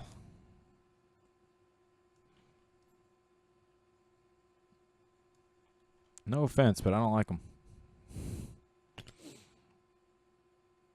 Timber.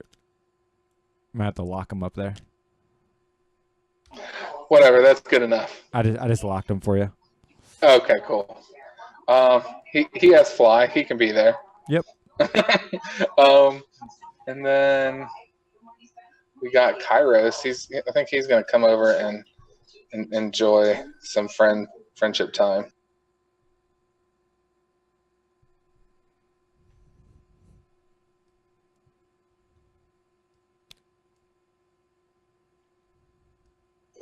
Neat. Yeah. Ooh, actually, I don't know that Kairos wants to do that. Actually, Kairos is going to move himself back. He's just going to move up a little bit because he needs to stay within 9 of the, what's it called, the cog to manipulate it. Mm-hmm. He's actually just going to go right behind these horrors. Cool. The Gaunt Summoner is going to just move up behind these guys. The blue Scribes are going to go up and sit on this rock because you ain't got shit that can get them. And they're terrible in combat, and they do not want any part of that. Mm-hmm. Then this Ogroid dude, he's going to come up here and sit. He wants to fight you, but not yet. Cool. Okay, so now we got some guns. So these pinks right here are going to fire at these bloodletters. So I have 19 shots that are going to go at the bloodletters, and they're going to, let me make sure of how their guns work. 18-inch, like 40K, or? Yeah, 18-inch, hitting on 4s, winning on 4s, but I think they get some buff if they're near a character or something like that. Okay.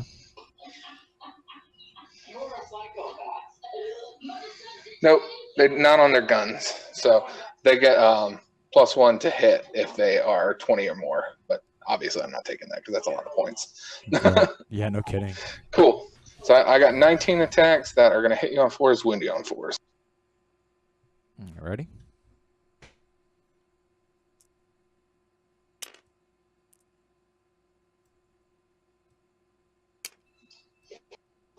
So this looks like 12 dice. So we're going to...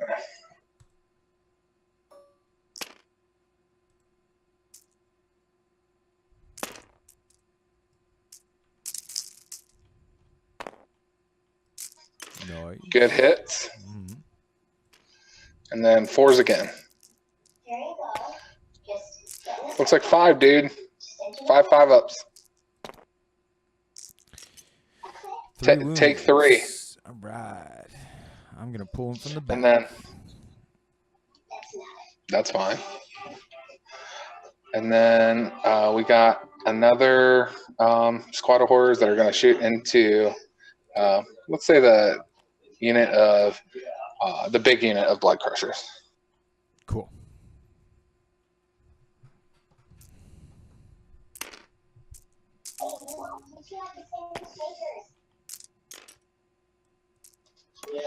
Half hit.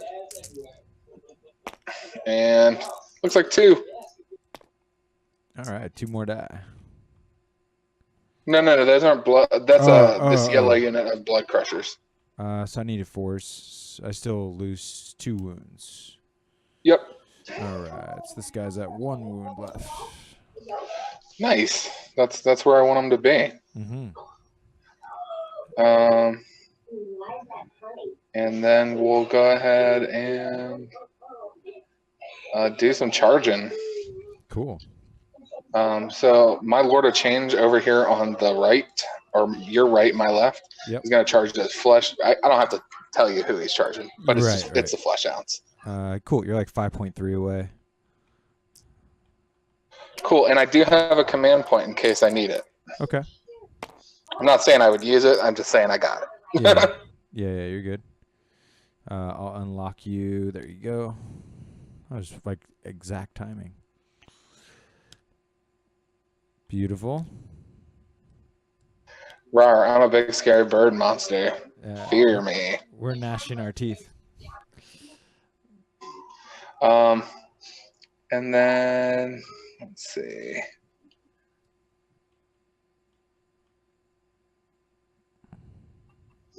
I kind of want to assault those blood crushers, those yellow ones, because if I do that single wound, it kills a model. But I think that Lord of Change is the only close combat. Okie dokie. Cool. Let it be. Yeah. And so he's got some scary attacks. Let's see, how scary. So his attacks, he has a Staff of Tzeentch and a Baleful Sword. So they all hit on 4s, and they're all going to wound on 2s, but one of them is going to be Rend 1, 2 damage, and the other one is Rend 3, 3 damage. Okay. Sounds like it's a good thing. So he's going to have 5 attacks total. Cool. So I'm going to do the 3 attacks that hit on 4s, wound on 2s, and are only Rend 1 right now. So I got 2 hits. and they both wound, so you're going to get 6-ups. But if you fail these 6-ups, a dog dies from each of them. No problem. Got one. Nice. So 1 dog dies. Not bad. And then these hit on 4 and don't hit. Okay, your go. Okay. I will pile up the... Now, something to note with him is he is -1 to hit in close combat. That's pretty cool. All right, so just make it so everybody can come join the party. We'll gain a little forward movement where we can. Oh, we got to keep coherency. All right, so 4 attacks per hound. Looking for 4s, I believe. Just pulling them up real quick. Flesh hounds, where are you at? There you are. 3s to hit, 4s to wound. Okay. Cool. 4.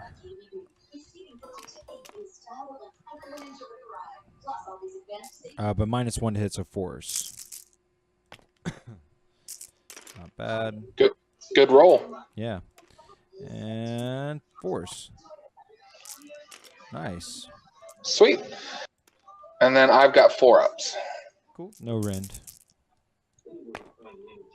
Let me make sure it's 4-ups. I think it's 4-ups, but let me just make sure. You think it might be 3s? I just want to make sure it wasn't 5s.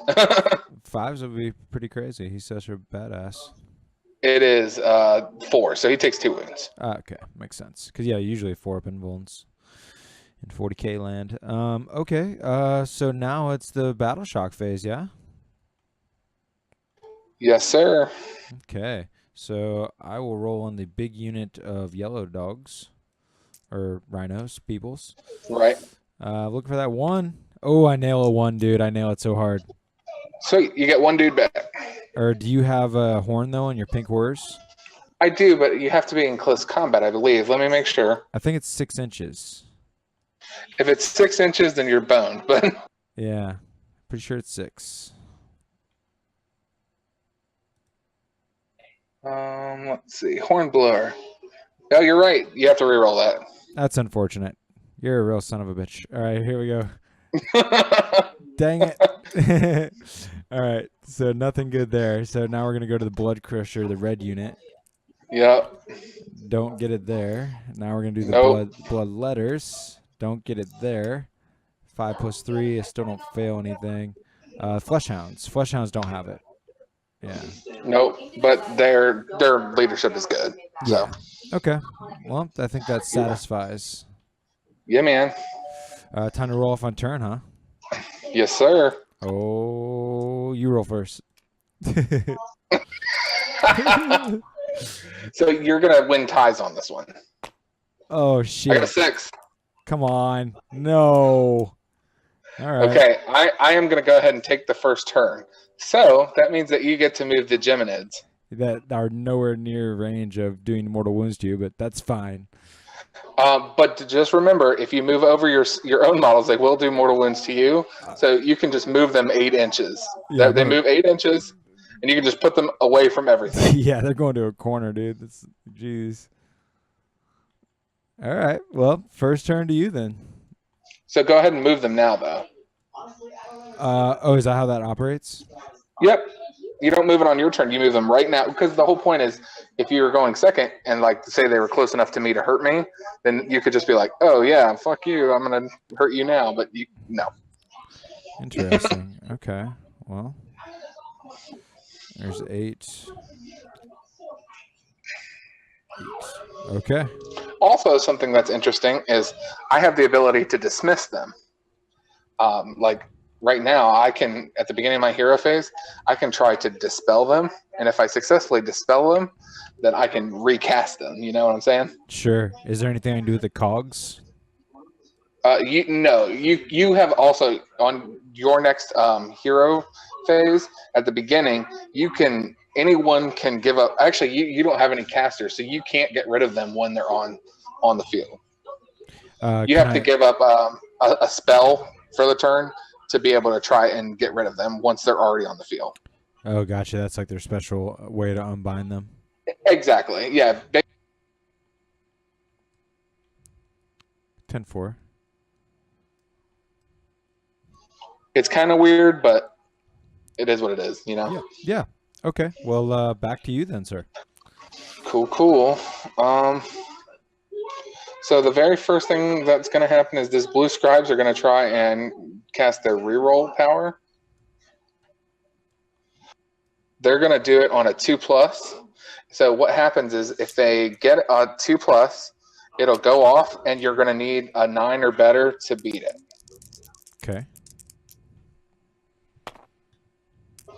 Okay, so you need a 9 to beat it if you want to try to stop my reroll all my psychic power. This is me denying a power right now. So yeah, I'll give it a go.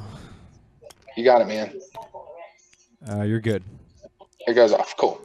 So the next thing, let's make sure that my Lord of Change is in 18 inches, which I hope he is. And oh, he definitely is. Cool. So the next thing, we're going to cast with the Gaunt Summoner. We're going to try and summon that Balewind Vortex. Cool. So here we go. It needs a 6, and he gets a reroll if he fails it. So I got a 7. So do you want to stop it? Well, that was the Lord to change the cast, wasn't it? No. This is the Gaunt Summoner. Oh, okay. And it's what summons that tower thing. I'll try to deny a 7. Yeah, this is my second deny out of 4. You got it, dude. Nope, you're good. A 7. Sweet. Goes off. Unfortunate.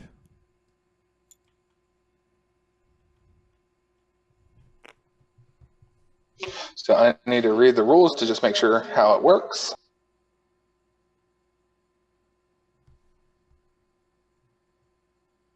Oh shoot! Something important. What's up? My dogs. They can reroll fail them binding attempts if I'm within 8 inches of a character. Cool. So both of these first two are within 8 inches. So we'll say I didn't reroll the first one. Okay. Let's try to just reroll on both here. So this is for the rerolling all your powers. I think you got I needed a 9 for that one. Yeah. So needed a 9, fail that, and then here's trying to beat the 7 again. And I do not beat the 7. Okay, so cool. And now you don't have any other rerolls on your. Correct. Cool. Okay. So gotta add that to my spreadsheet. Yeah, I didn't even know they could do that. That's cool. Mm-hmm. So successfully within 1 inch of the caster and more than 3 inches away from enemy models. It was already on my spreadsheet. I need to get together.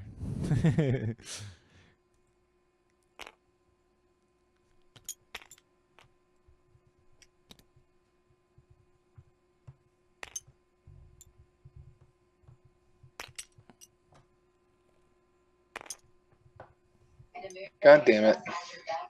Yes, that stupid rock, right? I think so. Yeah, it has this like aura that makes it be not real. Dude, that is infuriating. I know. That's what I was suffering. Okay, so we'll say that it's here, but it's like right up against these horrors. Okay, no problem. I should have took my 4-up roll on that half inch. So he's up on top of this thing now. He's a big baller. Yeah. Scary dude. Okay, so that lets him cast an additional spell for the turn, and he also gets +1 to his saves because it's cover. Also, it's like impossible to fight him in combat now, which is cool. Okay, all that's because good. the tower isn't him, so you can't get within the half inch of it because you can't climb up the tower. You know what I'm saying? I'm a little insulted, but yeah, I hear you. Well, in the old rules, it straight up had a rule that you couldn't, no matter what, you couldn't be within 3 inches of it. Oh wow, well that's annoying. Yeah. That's now you can get within 3 inches of it. There's just no way to climb up it. You know. Yeah, I get it. Cool. So I think that's all it does for him is let him cast an additional spell and he gets 6 inches to the range. And then he gets to add 1 to his save rolls. Okay. Cool. Now he is going to cast the spell that your bloodletters are not going to want him to do. Okay. Because if it goes off, it's going to hit your entire bloodletter unit, and it's that one on a 4-up they take a mortal wound. Cool, man. So it needs an 8 to go off, and he rerolls. So that's an 8. I'm not going to try and reroll it, so you might want to try and stop it. Okay. An 8's better than a 10. So you're going to have to roll a 9 to beat it. Right. No problem. I got this. Oh, you're good. Nice. So how many bloodletters are left in the unit? 17. I think you killed 3 last time. Yeah, there's 17. Yep.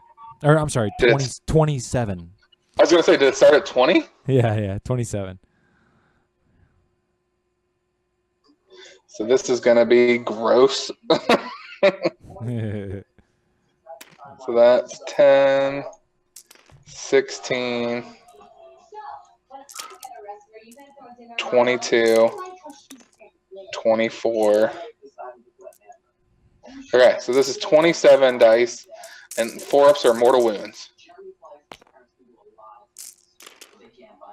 Uh-oh. So that many die.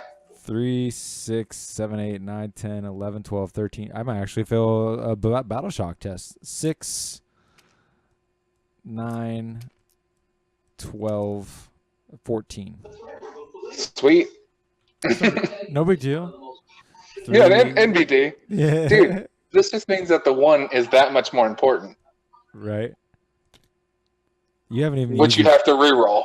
Right. You're not even using your destiny dice, man. This is crazy. 4, 7, 8, 9, 10, 11, 12, 13, 14. Cool. They are gone. Gross. Yeah. Awesome. Feel the pain. Who needs smite spam? AOS. Right. So we're going to have the Ogroid Thaumaturge try to cast his spell again on the this unit of Blood Crushers, this yellow unit. Okay. And I believe that needed an 8, but I'm going to check again.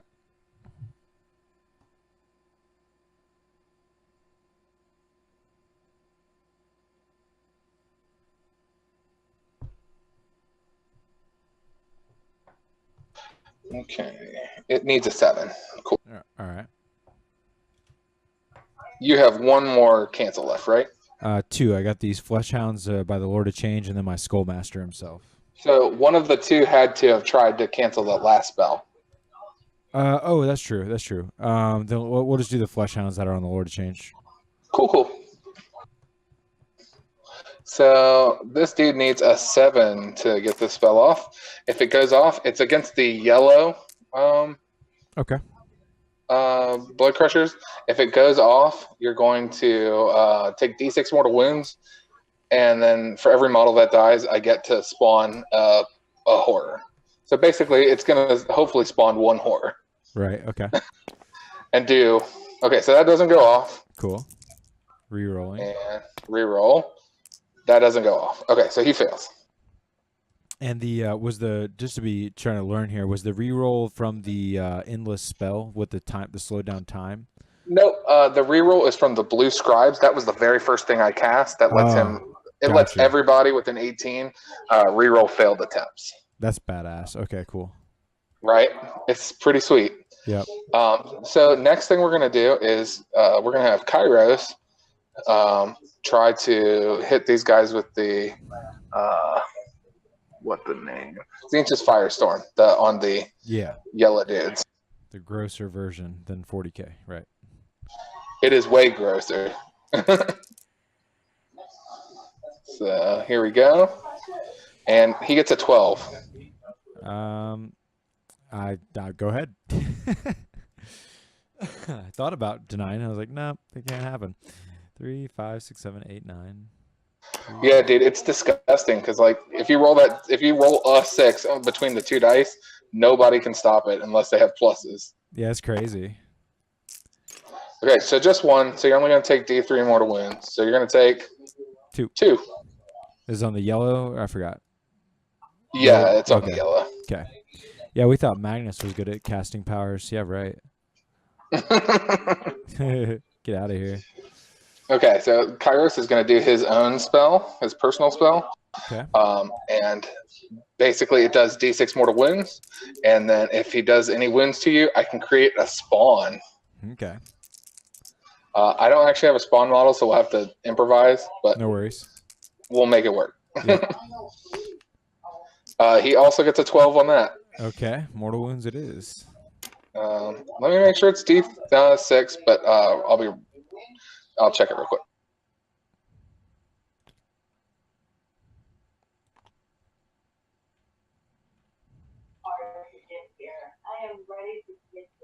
Yeah, it's D6. But Okay. as he gets hurt, this one goes down. So you can potentially, once you start to hurt him, it goes from D6 to D3 to 1. Okay. And says, if any models are slain by the spell, then I can set up a chaos. Cool. This is the yellow unit again? Sorry, I misheard. Yep, it's the yellow unit. I'm trying to pick on them. Yeah. Well, I only got 1. Oh, weird. I actually, when you did 2 wounds, this guy had died in that previous kill. Oh, cool. So, yeah, not a problem. So this guy has 3 left? Yeah. Cool. Ooh, and you removed from coherency. Gross. Are you sure you want to do it like that? I'll let you fix it. Let it happen. It is what it is. Well, cool, because if I do more mortal wounds, just kill that guy. True. Right. So, but yeah, otherwise he just dies. I'm just gonna put the wound that spilled over. I'll put it on him. You got it, dude. No problem. The negative is that's my leader. He has an extra attack, but it is what it is. Cool. Maybe you'll luck out and roll a 1 and then another 1. Right. So looks like 5 mortal wounds, dude. Okay, so that is that guy dead. That's 3, and then we're gonna go to this guy. 4, 5. Okay. Okay, Kairos has 1 more spell that he can cast. He's going to cast a spell that the Ogre Thaumaturge has. It goes off on a 5. It only affects himself, but it gives him +1 to his wound and hit rolls. Okay. So he can get nasty. Nasty. And it doesn't go off, so he'll reroll because it's a fail. And then it goes off on a 10. Wow. Let it roll. So yeah, he's a scary monster man now. Okay. So what else do we got to do? The Gaunt Sorcerer is done. Kairos is done. Blue Scribes are done. Ogre is done. So we'll have these pinks in the middle. The yellow, pink 1. They're going to go ahead and cast that unchecked mutation, the one that does D3 mortal wounds and then has a chance to do an extra 2 mortal wounds on the blood crushers that are right in front of them. Okay. It needs a 7, but they are +1, so they'll have a 13. All right. Cool. I can't complain about that. Nope. So they'll do 3 mortal wounds. Cool. Which yellow unit then again? The red one. Red one. Okay. And then on a 5 or 6, they'll do an extra 1. No extra 1. So cool. That was 3 mortal wounds, right? Cool. Yes, sir. All right. I don't want to use Boon of Mutation, or not Boon of Mutation, but the Fold Reality on that unit because they're only missing 1 dude. Right. So they're going to cast,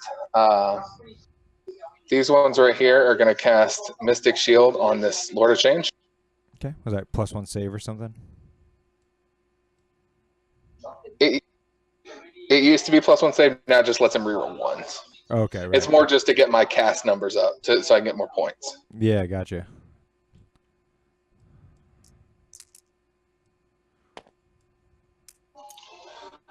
So they fail, but then on a reroll, they succeed on an 9. Go ahead. Yep.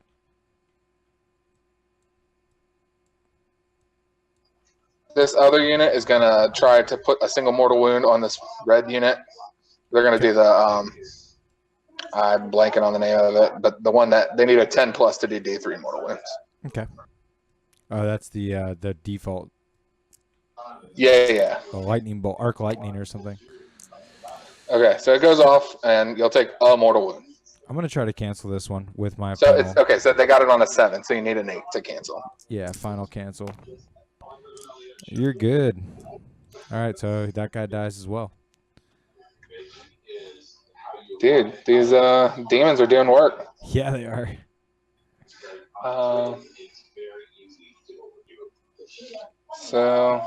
Ooh, I can target your character. Who is this dude over here on the side? The Slaughter Priest. Yeah. Okay, so he's the one who has +1 save. Uh-huh. Cool. He's within 18, so my Lord of Change can try to nuke him if I want. Okay. I don't think I want to. I think I want to try and free up my Lord of Change. So he's going to shoot his spell. He has 2 different spells that do D6 mortal wounds. He's going to shoot them both into the flesh hounds. Okay, I'm out of denies. Go for it. So this one needs an 8, so he needs to roll a single 4+, and he didn't do it the first time, and he did do it the second time. All right. So you're going to take D6 mortal wounds. 1. No. 4. 4. 2 And then the other one he's going to cast needs a 7, and that goes off. And so that's going to be another, also 4. Okay, so that's the unit. Sweet. How many points do you have? It's my second blood tithe. Okay. I know that's going to go up, but Yeah. and that gets me 2 more points. So let's see, what else do we have to do? I think we are done with our psychic phase. Or no, I think so he cast the spell, and then the other one. Okay, so he has 1 more spell. He's going to go ahead and cast the Arcane Suggestion. By he, I mean the guy, the Gaunt Summoner up on top of the Balewin Vortex, is going to cast Arcane Suggestion, that one that does the D3, and it can either do mortal wounds or minus the hit or -1 save. He's going to go ahead and cast that on. He has 24 inches, so let's see if he actually has range. He sure as shit does not. So he's going to cast it on the Bloodletters. Why not? Okay. So it goes off on a 7.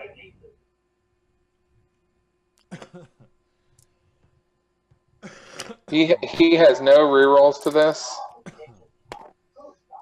Or he has the reroll, but he doesn't have the pluses. Sorry, my bad. Yeah.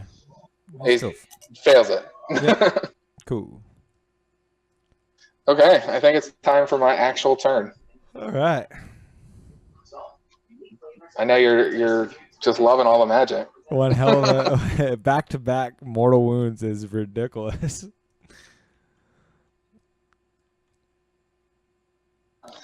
Dude, that's the power of the double turn. Like that, Yeah. as you can see, when you get to take 2 turns directly in a row, it hurts, and it hurts bad. Yeah, man.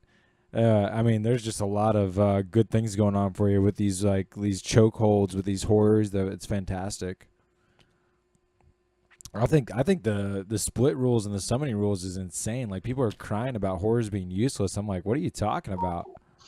Yeah, I don't buy that. Like, everybody's crying that Tzeentch just got like nerfed straight into the ground, and I'm like, I don't think so. It's like, maybe they got a little more fair. Maybe. Because that's awesome. I can't wait to learn more about the other armies as well. I'm really curious about Sephiron. And Tzeentch definitely got more fair, but it deserved what it got. I am in no way, shape, or form unhappy about what Tzeentch got. Yeah. Yeah, because, I mean, they still seem extremely powerful. I think they can be, and I still think they could even be, like, you know, well, they've been the big bullies basically since Age of Sigmar came out. All right, let me rephrase that. Ever since their book came out, they've been just nasty, like top tier. But I still think that they can be that way with a variant of the list that I'm running now. The problem with the list I'm running now is it's really susceptible to shooting armies. So like, I just have a rock to my paper now, or a paper to my rock now. So like, instead of being able to just beat everybody, I have things that I don't like to see now. Yeah. What is extremely heavy shooting usually? So Kharadron Overlords are Sky Dwarfs. Yeah. They are super heavy shooting. Empire can be, or Free People can be heavy shooting. Stormcast can be pretty heavy shooting. Gotcha. Is it? Yeah, there's a couple different. Is it like Imperial Guard level shooting, or? No, not the only thing that's like that is the Kharadron Overlords. Okay. They are like the Imperial Guard style shooting, like just so much that it's just you have to weather the storm. Yeah, it's like buckets. They've got like flying boats and stuff like that. It's super cool. Right. So we're gonna go ahead and can shoot you now. Okay. So I've got 19 shots that are going to go into those bloodletters. Cool. So it was weird, the Exalted Flamers versus the regular Flamers, that like they're the exact same points, but you get more attacks and more wounds with the regular Flamers. Yeah. It was kind of strange. It was like hard to. It was like, this seems like a no-brainer to go regular Flamers.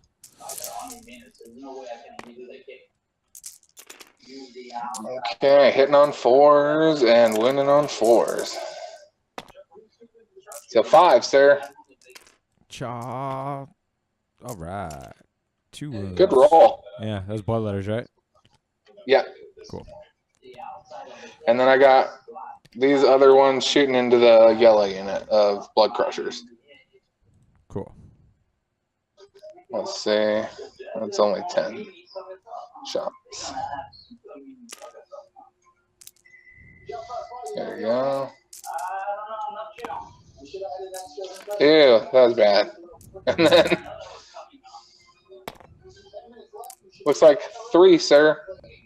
4s. Yay. Made them all. Gross. I think we're on to charging now. Okay. And I'm going to definitely have that Lord of Change charge, and I think that's the only thing I really want to have charge. All right, you are exactly 6.5, so you just need a 6. Cool. I'm hoping I roll like a 12 and maybe can try to get like a different character or something, but maybe not. Nope. And I didn't even roll a 6. I don't get there. Wow. And it's not worth a command point to me. Cool. I like it. Okay, sir. So it's Battle Shocks for you. All right. So we will do the yellow unit of Blood Crushers. Gonna nail a double 1, no problem. Dude, yeah, for sure. There's a 1. Oh, you're halfway there. You're halfway there. Dude, I'm feeling it. I'm feeling it. Come on. Oh, that would be great. Okay. These flesh hounds are same with the red one. Yeah, right. Red one. Here we go. Big money. Nope. Nope. Okay, and the bloodletters, they rolled a massive amount of losses. But I get a 2, and I lost 15. So I'm going to lose 5 more. If you lost 15, you're going to lose 7, right? Oh, yeah. 4, 5, 6, 7. Cool. Yeah, that's right. Mm-hmm. Cool. That should be everybody, yeah. You're up, dude. Cool. All right, so I got powers and I got my murder host ability. I was about to say, you get your murder host ability. Don't forget that. Yeah. Let's see if there's anyone in range of my powers before I activate that.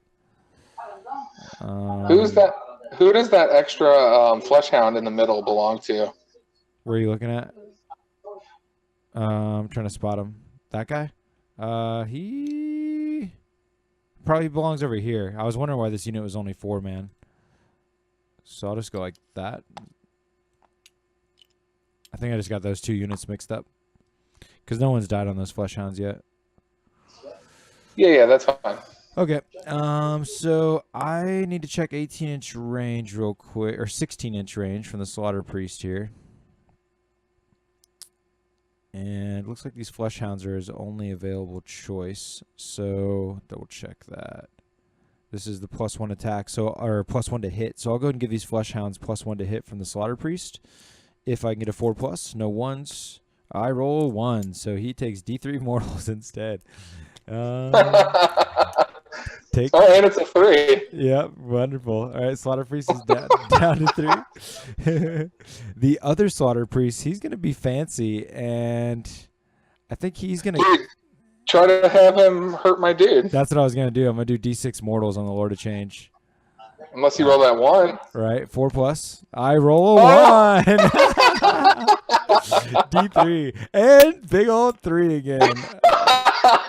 Wow. Okay. Insult to injury. Dude, Khorne is not pleased. No, he is not. He ain't having it. Okay.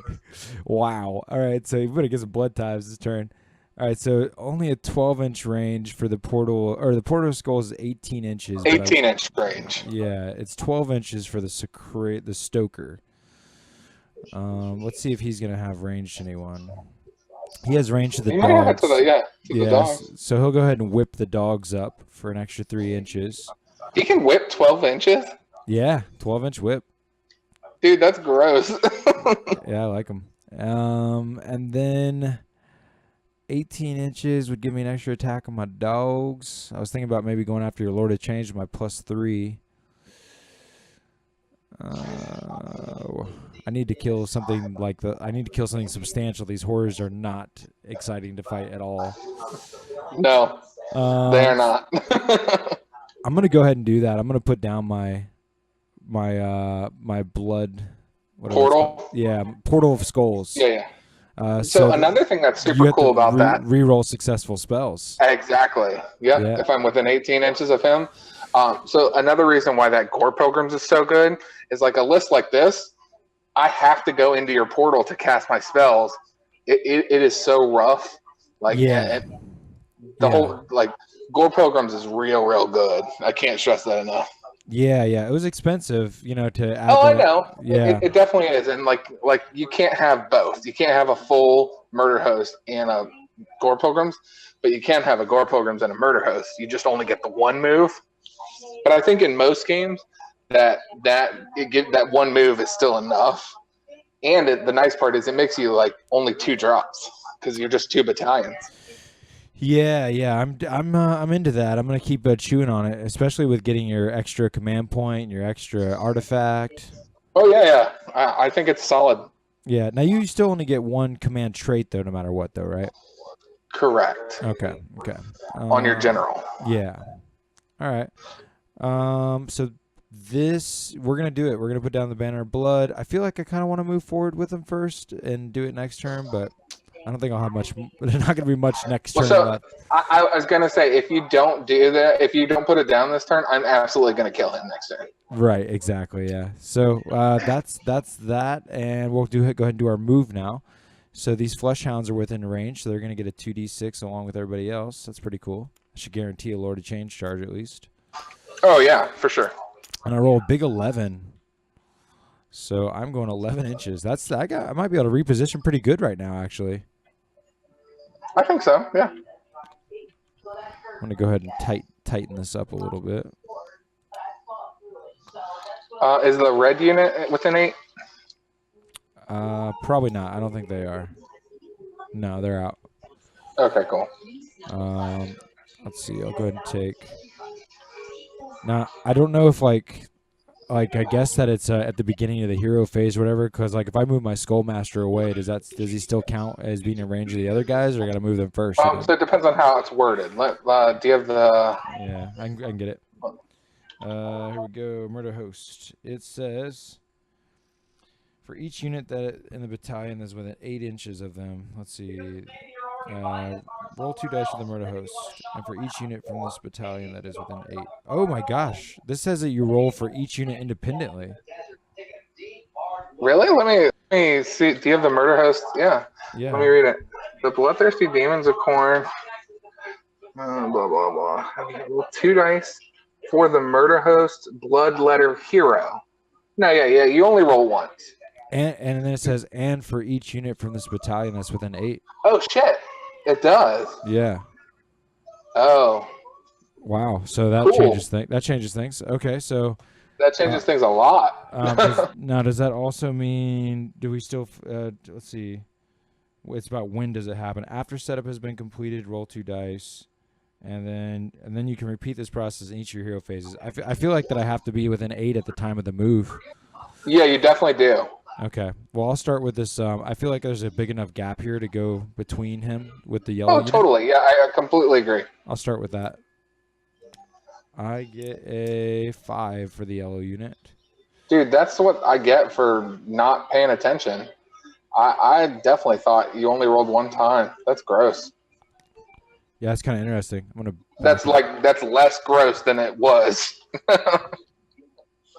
Yeah, because before you could just roll really high on 1 roll, and then everybody gets to move a huge amount.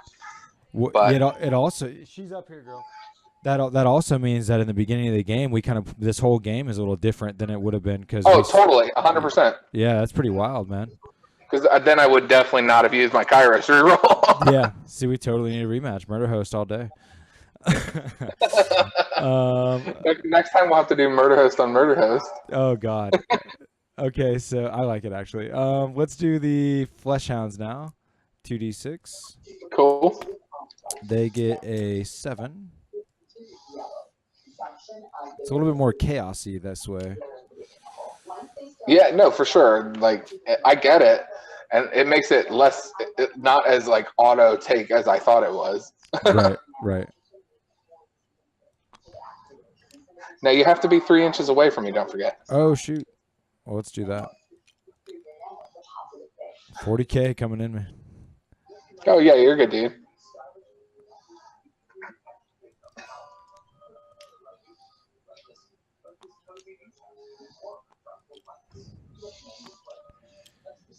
All right. The sick part, dude, is you can save Kairos.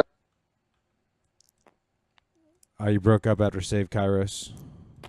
Oh, I'm sorry. So you save Kairos' reroll until like they're trying to make some crucial charge, and if they roll a 1 on one of their dice, then you just change the other one to a 1. Oops, you fail. Oh my gosh.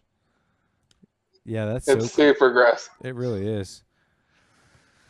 I don't want to deal with these wall of horrors, man. I guess I need to run into them at some point. You have to. That's the whole point. Yeah. I guess I can't really make enough distance to make this worthwhile to me. 18 inches. Yeah, I can't. I'm not engaging the Lord of Change with anybody over here. So the Skullmaster might be able to get lucky. Let's see what he rolls. He rolls a 10. Now, that's a lot. That's a 9. Or was it a 9? I keep doing that. Okay, there we go. A 9. Thank you, sir. I swear I'm not a cheater. No, you're good, dude. I know you're not. I know, but I do make mistakes. So there is a 9-inch move. I do have several things that one thing I have is the I don't have it written into his profile. I switched this around early though. Let's see. Yeah, what up? I took this because of my problem with my relics having to go on demons and whatnot.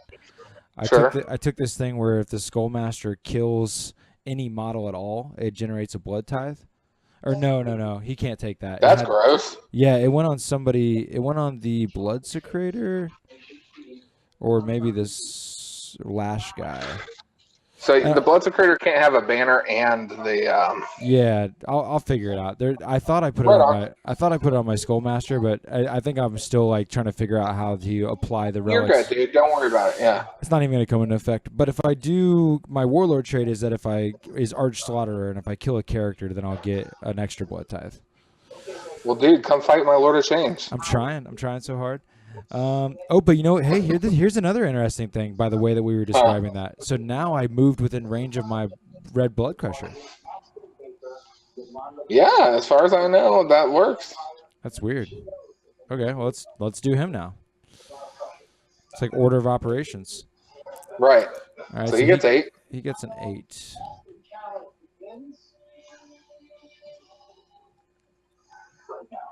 All right. Is he coming to party too? Everyone's coming to party, hopefully. I'm out of range of the bloodletters, though. Let's see about these. Oh, these dogs? Did they? They did. No, they didn't. They didn't move. Yeah. No, yeah, they did. They were the ones that got the 11. Oh, okay. Yeah, they were first. Okay, cool. We're gravy then. Sweet. That's that. So now it is the actual movement phase. Dude, that dude has to die.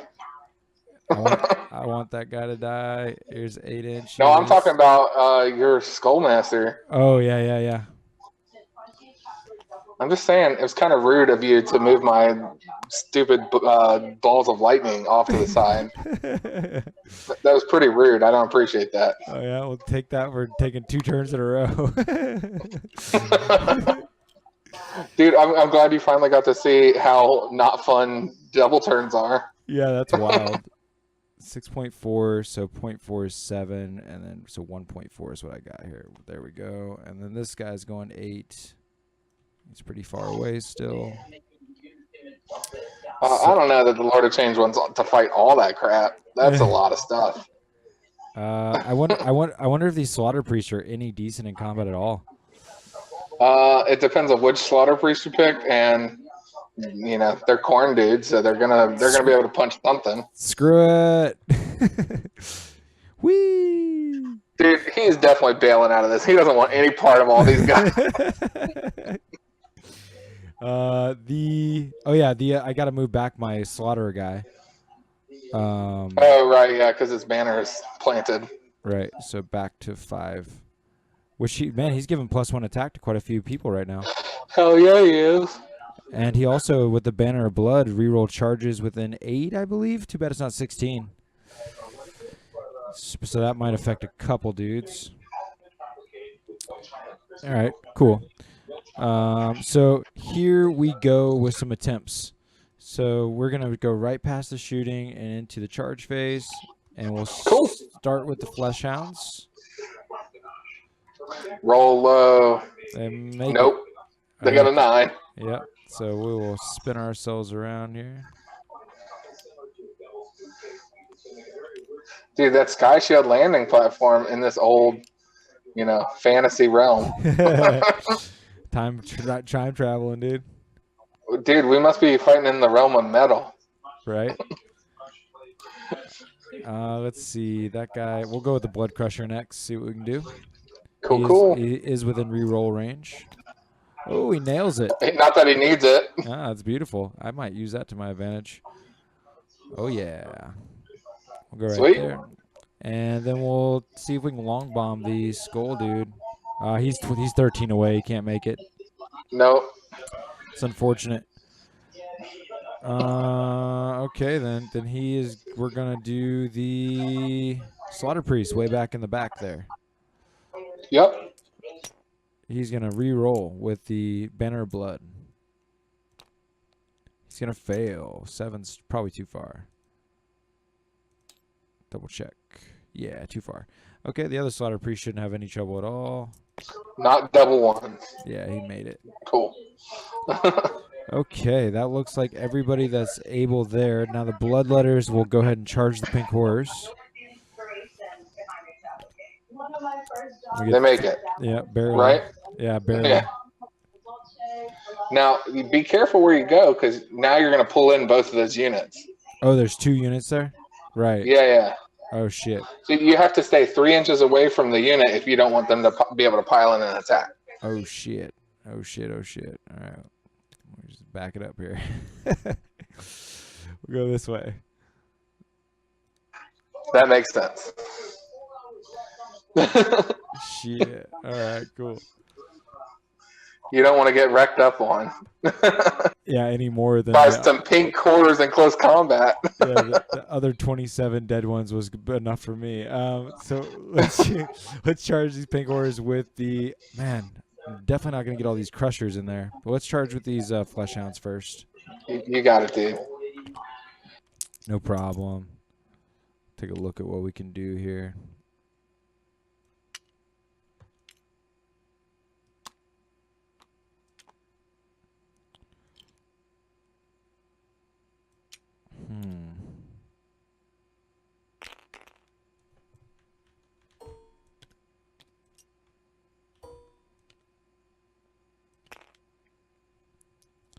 Interesting. I'm just taking a look at my the bases there as far as what can You're good, dude.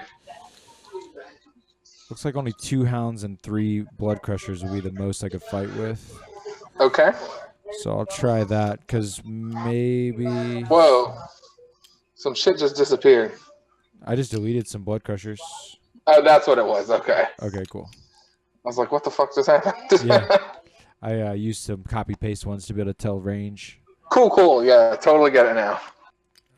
Okay, so we'll go like that, and then we'll charge with the purple units. All I'm saying, man, is like by like turn 4, I should be able to summon a Lord of Change. Disgusting. Oh man, that's so cool. I like how that there's summonings different per each army there. That's neat. All right, the green unit. How many blood type points do you have right now? Only 2. Only 2? Okay. Because you keep like nickel and diming like all over the place. 7.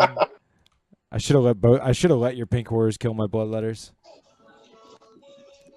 Oh, that's true. Yeah, you get that extra point. Just for the tithe.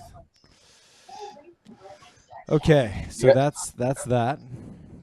We're gonna start out with the flesh hounds on the Lord of Change.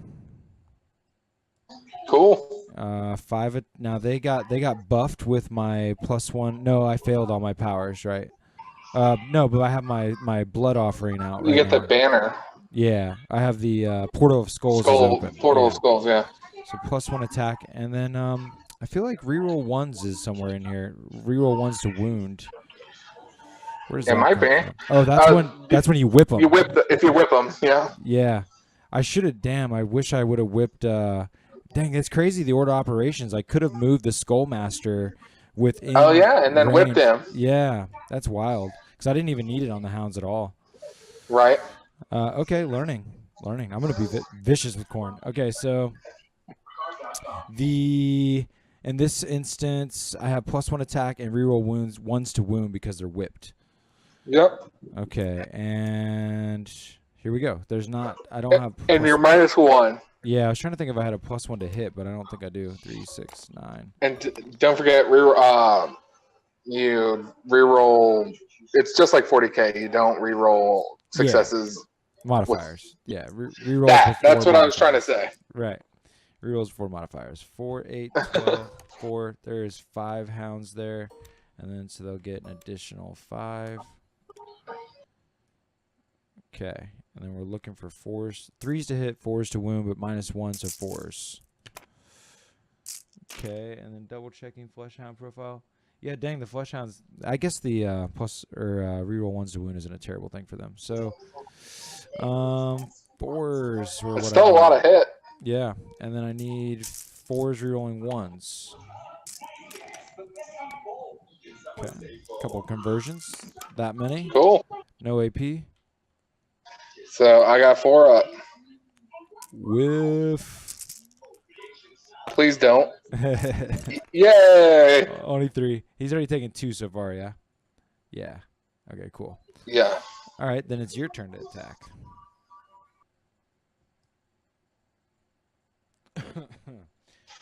I mean, I'm not really that scared of. What Slaughter Priest do you have? He's basic. He's not one with like all upgrades and shit. Well, my point is, there's like a Slaughter Priest that has like a giant axe, and then there's one that has like some other attack. Yeah, there's just a regular one, and there's one with Hackblade and Wrathhammer. This guy has 3 attacks, 4s to hit, 3s to wound. But they're 2 damage. 2 damage piece.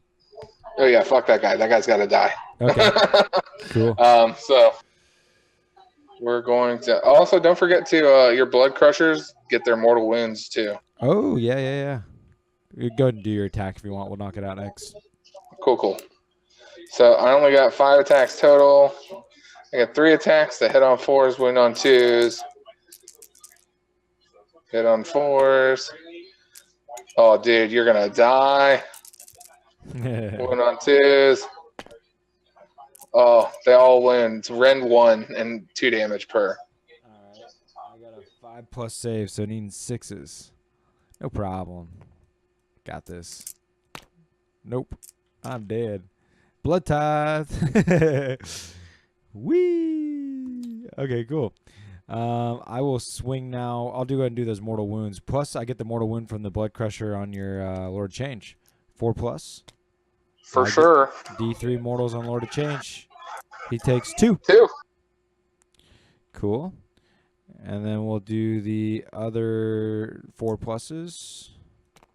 I get 1 of them. So D3, doing 3 to the horrors. Gross. Yeah.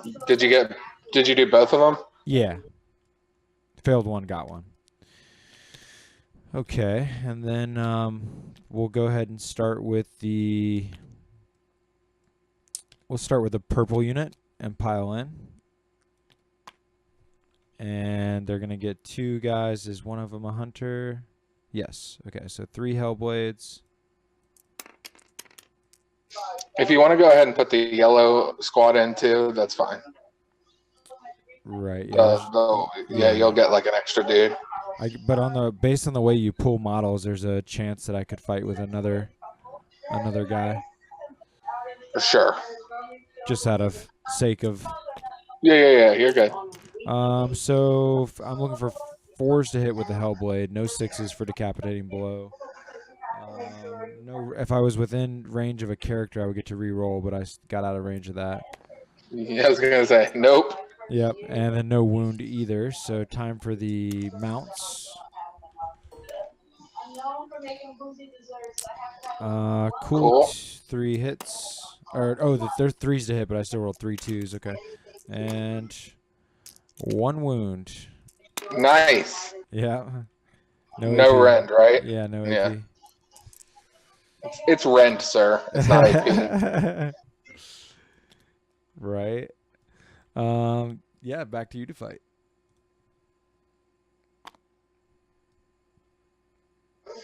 I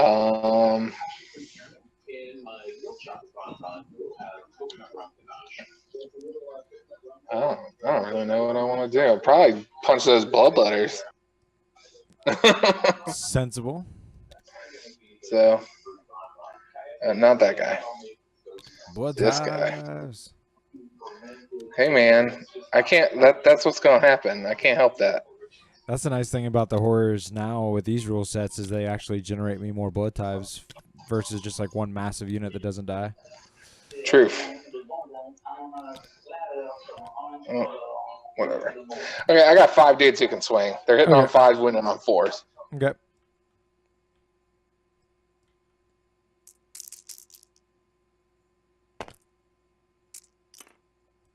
Three hits or 2 hits. 2 hits. Yeah. Winning on 4s. I might get 1. Oh, I got them both. Nice. You're going down. 5s. Nothing. 2 die. Dude, these horrors are vicious in close combat. Poo-poo. All right, well, let's swing on your Lord of Change with our Blood Crusher. Well, he's already fought. So is those guys. These other pink. Oh, that's interesting. I actually, with this little gap, I might be able to get another Fleshhound in there. I'll go ahead. I was making the assumption that the gap was it wasn't big enough, but Okay. If so, I'll pull from a different person. No, it looks too tight. Yeah, you're right.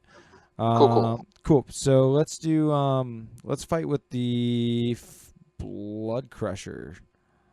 Cool. Just in case I'm highly successful. All right, so I hope you're not. Just give me a 6. 1 hit. You got a hit. No wound. All right. And the mount. 3s and 3 hits. Nice. 2 wounds. 2 wounds. No rend. I got 4 up.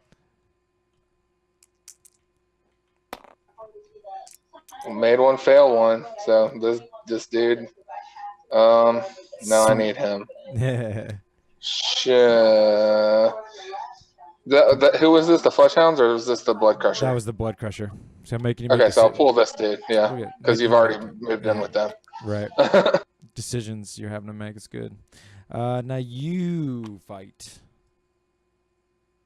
I got some horrors that can swing. Yep. I got 4 horrors that are going to swing on just the purple unit of Blood Crushers. Okay. You could kill one. There's one with 1 wound left. Oh, dude, that's all I want in life. If I roll a 1, though, it'd be great. Twice. Here we go. Oh, I got a wound. I got this. Oh my gosh. Yes! Get out of here. This bull. That was my dude, yes! It was my horn blower too. So now you don't have to reroll ones. Oh, the what's it called has it. The other unit has it. Okay, thank goodness. All right, so the flesh hounds now. You got 4 swings. Here we go. Swings. 4, yeah. Well, two of them should be within range. Maybe not. Oh, sure. Yeah, it should be. Nah, it's up to you. If you think so, then I'll give it to you. It got a little hairy, but yeah, I think so. Cool. No problem. 4H. Cool. Oh, get rid of these. We are looking for 3s followed by 4s. Gross. That's good. Yeah, that's what I like to see. 3 wounds. And then I got 4 ups on that. 4 ups. Come on. Yeah, losing 1. Well done. Okay. You're gonna nail a 1. I can just feel it. Dude, I'm gonna use a Destiny dice. Oh god. Oh god. Oh god. So yeah, I'm definitely gonna get a 1 for 100% positive. Son of a bitch. All right, So God. they're going nowhere. My bloodletters. I'm gonna kill your Lord of Change with a couple swings. It's gonna be great, dude. Take a 6 right now. No, damn it. Dude, you get extra attack. Oh yeah, take a 6. No, but I get a hit. That's a hit. No. Get out of here. Stop that. All right. No, you get it on all your attacks, so you get it on the mount too. I think it might say something about that. I don't think so. Usually it says like pick a weapon. Yeah. So, and for this particular thing, and for most of the bubbles, it just hits all their weapons. Okay, that's pretty. I'm pretty positive. You can check it, but I'm pretty positive that it hits all the weapons. This is the Secretor. Yep. This ability affects all Khorne units in your army. When they attack, add 1 to the attack histories of all melee weapons. Now, does a mount count as one of those? Oh yeah, it's a melee weapon. Okay, I think I remember that even reading that way. Okay, cool. Well, cool. 4 attacks, 3s. Rough. Nice. And 2 wounds. Dude, he's gonna pass them both. He ain't even worried about it. Right? Dude, just to demoralize you, I'm using 2 4s. I'm auto passing. Oh dang. Oh dang. Oh dang. Oh dang. I thought you were joking for a minute. I was like, oh yeah. No, dude, I'm definitely doing it. You literally can do that. That's awesome, dude. You got freaking 16 horror points and 16 summoning points. This is insanity. Luckily I got Tzeentch ready to go. I got 30 horrors staring me in the face. This is crazy. Hell yeah, man. I'm gonna bring my Karos. You wait and see.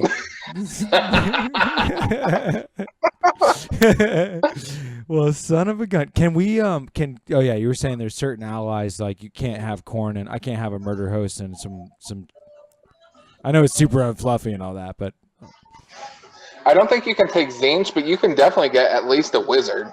all right, I'll think about it. I think you can get a chaos sorcerer. I want Karos. Well, you can't have him. Okay, I want Karos and a blue Dude, scrap. he would be even sicker because then you could on your murder host roll, you're like, oh, I rolled a 6 and a 1. Nah, man, it's a 12 now. Oh, that'd be just stupid. Okay, never mind. I don't even want that to be real. I think that's all the attacks that I had. Yeah. Oh, the 2 bloodletters, dude. Prepare yourself. And I fail. Dude, are they within 18? I don't think so. They might be. No, they're like 20 some. Oh, okay. All right, so that looks like satisfaction to what happened. Let's do some Battlescape or whatever. No. Battle shot. Yeah, Battle Shock. It fails on the blood letters. How weird that I got a 1 on my horrors right here. Yeah. How weird is that? It's so weird. So weird, dude. All right, D6, get him back. I was gonna say they get D6 dudes back. Come on, 6, do it. Oh my gosh. Oh my. Oh, 5, I'll take it. God. All right. I'm gonna roll a double 1 right now on my dude. Here we go. Purple unit. I got a 1, dude. I got a nice 1. You gotta do it again. You know what that means? I'm gonna do it again. Here we go, please. I would love to see it. I did it. Dude, nice. Is that D6 of them? No, it's D3 back. D3. No, because the multi-wound dudes, you only get 1. Oh, I thought instead of D6 I read it was D3. I could be wrong, but you might want to check. Yeah, I'll check it out. Blood Crusher. It says, yeah, add D3 back to the unit. Oh, nice. Sick. I was wrong. Here we go. Give me a big old, oh my gosh. You only have 1 in the unit, so it wasn't on the yellows. It was on the purples. Yeah. So there's only 1 to bring back anyway. Because it says add D3 back instead of just add D3, right? Yeah. You can't go above your starting. Okay. Well, that's what happened then. And So we're basically just back where we started over here. Yes, and I have no. Oh my gosh, look at that. That's so dumb. Okay, I have nothing else that can do anything with that. So now I could get to go again. You could, but I was gonna say since it is getting kind of late, I'm gonna go ahead and call it. Okay. But I do want to see who would win the role. Yeah, me too. Okay. I got a 2. God damn it. And because I went first, I win tie, so I only lose if I roll a 1. Oh, nope. Wow. So let me try to understand that because you went Yeah. first. Oh, it's because it gives you an extra help to not get double turn for me. Exactly. I see. Wow. Well, dude, that was hella fun. And yeah, we don't need to play another turn after that for sure. But I think biggest takeaway is the way that hero that it works. Yeah, 100%. Because that really gives you a lot of manipulation to how you can move that Skullmaster around. You can like be on one half of the board, move everybody, and then move him to the other half and affect the other guys.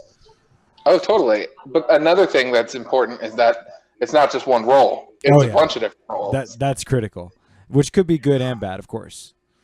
Yeah, this army performed exactly the way I wanted it to. Like the Tzeentch they cast a billion spells and they got a bunch of returning horrors and crap like that. You didn't summon shit. Yeah, I think we got to dig into the reroll one thing. Is right now I could summon with nothing else right now. I could summon 30 blue horrors right now. Right. Or I could summon another unit of 10 pinks, and then I'm all over halfway to the next unit. So wow. It's crazy. That's fantastic. I mean, people are crazy to think that the amount of I'm gonna go jump on the Disciples of Tzeentch Facebook thing and just find every bitch thread and be like, you're insane. Because I mean, it does depend. Because this army is gonna have some really bad matchups that are just gonna steamroll me because I only have 30 dudes that start on the board or 35 dudes that start on the board. So and I have to wait to summon them. So if you can wipe out my guys, then my characters, you can just pick them off. See, that was the old way that horrors worked, is that once you removed all the pink, then instantly there'd be all the blues there. But now it's not that way. You have to wait till your next turn to summon them, huh? Yep. When is summoning? In the hero phase or? I believe it's in the movement phase, but I'm not 100% sure. Okay, and then it has to be within range of a character. But I'm still trying to understand, people murking you, because you're going to have -1 to hit if your characters... Well, a lot of your characters are monsters. The whole point is they kill the... with their shooting attacks, they kill my pink horrors, and then my guys are just hanging out there. Aren't they kind of just hanging out anyways, though? Because they can just target your... You're talking about for... Oh, the big guys, sure. I'm talking about the little guys. They're still fairly hanging out. They're just -1 to hit unless you're within 3 inches, right? Right. Yeah, so I mean, they're still. That's what I'm understanding by a heavy shooting army is like they could just ignore the horrors altogether and just murk your heavy psychers. Like, Oh yeah, for sure. It almost seems like blue scribes essential to kill to get rid of those reroll casts because that's Blue scribes is super crucial to kill because they make this army work. Right now you can hide. You could hide quite a bit out of line of sight though without and not even care. Oh sure, but that's really on the board that you're playing on because like if it has great line of sight. Perfect. That's exactly how it should be. And yeah, like I have this big rock I could hide someone behind. Right. Potentially this crate's over here. You know, I've got choices, but it all depends on the board. If you're playing on a board that doesn't have adequate line of sight, then you're screwed. Yeah. Man, after realizing that I can kind of move around my Skullmaster, it makes me like Murder Host more, but I'm still like tempted about the especially like the full Murder Host. I'm tempted with the Gore Child. Like I can totally see how that'd be extremely effective. Yeah, I'm not sure how I feel about it. Like you can have like if you go minimum squads and do like a bunch of flesh hounds and stuff like that, you can make a Murder Host that has, you know, enough. I think you could make because it's only how much does the Murder Host cost? 120, right? 110 maybe. Can't recall. Yeah, either way. So the whole point is for 1,000 points, you could have Karanak and 8 units of Flesh Hounds and a Murder Host, and that fulfills the Murder Host. So for 1,000 points, you can have a full Murder Host, and that leaves you 1,000 points to get a Gore Pilgrims if you wanted to. Yeah. It gets interesting when you start taking more than one battalion and start thinking about how you're sacrificing models, though. You know. Oh yeah. Yeah, it's tricky. I think the list building's even more dynamic in this game, to be honest, with those kind of elements. Yeah, man. Well, fantastic, Pat. Thank you so much. Hell yeah, dude. I'm glad you're enjoying it, and we'll definitely get some more games in and testing new stuff. Yeah. I'm gonna be able to go to tournaments soon. It's fantastic. Yeah, man. That's awesome. Yep. Cool, dude. Well, I'll catch you here soon. Yes, sir. Take care. Later, bro.